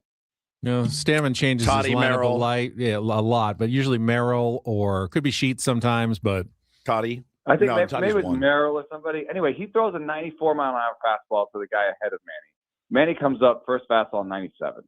Wow. And it's a combination of things. I think it must be, you know, with some aging, and they think that right now he's having trouble catching up. He is. They have these new timing numbers on Baseball Savant, and you can kind of see that with the timing numbers that Manny's. And again, maybe this would be interesting for Manny to see. Maybe his coaches need to package it in a way where they're like, "Hey, I'm looking at the numbers, and it looks like you're a little bit late on the fastball, right?" So you don't have to tell him that the milliseconds or show him the chart. They can just say it in colloquial manner, right? So some of this is also how the coaches work with him. And so, but anyway, they're filling up, and he's seen the hardest fastballs in the league. We've already said that on the show. Yep. So, you know, this part of it is the pitcher themselves muscling up and throwing harder when they see him because they think they've identified a hole. So, I don't know. It might mean more strikeouts, which he's already striking out more, but maybe he needs to try and like be a little bit earlier on the fastballs, and that means he's going to, you know, swing through some breaking balls. But that means maybe he can get back on time for the fastball. I don't know. That's the best way to do it. But again, I could say that to him as a coach, and we could talk about that, and we wouldn't have to use any analytics. So, you know, there's a lot of things going to when a player say they had analytics. Partially, they're saying, well, I hate my numbers. Right. Partially they're saying, well, I hate those numbers that are up on the board because I don't know what they mean. I don't like things I don't know what they are. And then partially it could be, you know, my coach says all these crazy things to me and I don't know what they are. So, you know, the part of the best coaching process is always, you know, understand what level you have interest your player has in these numbers and give them just that level. Brady Singer, not a flamethrower, but Manny was on the fastball in the first inning, pulled it down the line for an RBI double. Talking to Eno Saris on our SDCCU fan hotline. It's not big bank banking, it's better. And, you know, I think the best thing I've read this week came from The Athletic, not from you, it was one of your colleagues, Zach Maisel, who wrote about the one knee catching stance and how it has increased the number of groin shots for catchers. And the headline's amazing. It's called the ball strike system. Yes. But it's interesting statistically, I thought, and you reposted it. So how quickly that has been adopted, because just a few years ago, very few catchers did it. Now it's almost completely universally adopted by all catchers. Why are they doing this exactly? The low strike. The low strike, you're just in a way better position. Basically, the best way to frame in baseball is to catch the ball towards, like, while your glove is moving towards the center of the zone. And so the lower you can get with your glove, the more that you'll be catching that ball towards the center of the zone. And, you know, people also talk about now keeping their thumb open and catching it with their thumb low, so that the whole hand looks like it's higher and the thumb sort of eases the ball into this higher position, right? So there's all these techniques. They'll even talk about where their butt is, because if they move their butt out of the way, the umpire can get closer and get see the call better. So, you know, the one knee down is part of moving your butt out of the way, getting the thumb low, and catching the ball towards the middle of the zone. All of these things are to steal more low strikes. A full ABS would lead to a completely different way of catchers setting up. They may set up like third baseman. Wow, because there's no framing. Yeah, if it's full ABS, you're just like a goalie almost, right? Yeah. like a hockey goalie. It's like, all right, here we go, just standing straight up. It's very, very weird. But no, I look. They're doing it in Little League, man. They're doing it in gone are the days of the knee savers on the back of the shin guards, and every kid is on one knee. And maybe some catchers will make it past 33 or whatever. I mean, it's it's really rough on the knees. It is. I've caught enough bullpens myself that, you know, I'm like, I need the bucket. For a coach, the bucket, I don't ever catch without a bucket. And you have to move your legs out of the way once it hits the bucket and they throw it low because you can't block it. No, it is different. And, you know, there's a reason they do things, and it's because they work. They're not the entire league. But it used to be, if you did it, they thought you were lazy. Right. And they criticized catchers for doing that as lazy catchers. Yeah. And now all of a sudden, everybody does it. Yeah, everybody does it. And the reason that they do it is because it works and it's better. And it saves their knees. And it saves their knees and everything else. Yeah, it's great. Eno, really appreciate it. Out of time today, but thank you so much. And we will talk to you again next Thursday. All right. I just to let you behind the veil a little bit, because I felt bad about last week, I'm talking to you from a hotel room in Redding, California. We're at Mount Shasta Lake. We're on vacation. Thank you, Eno. Look at you. What a sweetheart, dude. Summer vacation is underway for the Saris clan. Yeah. Congratulations. Get back to vacation. I didn't want to miss 2 weeks in a row. Thank you, appreciate buddy. it. Eno Saris. Appreciate his time. Smart Baseball every week, one of our favorite segments. We are pretty much done. Last couple of minutes. We never got to our reach around. If we did, would have mentioned that the Dodgers let one get away yesterday. Picked up a game against the Pittsburgh Pirates. When was the last time the Padres actually picked up a game in the standings? Yesterday. Probably That's 3 weeks. Yeah. They were down 6-1. The Pirates were, and Ohtani was on the mound. They came back for the 7th inning. They got to him, ended up scoring 4, and then they rallied to win it 9-8. All in their final 2 at-bats against the Dodgers, against Ohtani, and I think Kyle Hurt gave up most of the other runs. The Diamondbacks also lost yesterday, 8-0 to the Marlins. So the Padres back a game ahead of the Diamondbacks, second place in the NL West. Marlins have climbed within 2 games of 500. So throw another team into the NL wildcard mix as if there weren't enough already. There we go. Which it's double-edged because no one's pulling away. Padres are still fine, but you have to imagine that 2 or 3 of those teams are going to play well, correct, add pieces at the trade deadline, and are going to be good. So hopefully you have to be one of the teams that play well the rest of the way to stay ahead of all the other teams. You're going to want to score more than your opponent. Yeah. We will talk plenty more Padres baseball, commercial-free, coming up in our next hour. Our Epic Wings, Epic Padres Roundtable is up next. We'll see Paulie tomorrow morning at 6 a.m. Woods and I heading over to the Sound Space coming up next on San Diego's #1 sports station, 97.3 The Fan.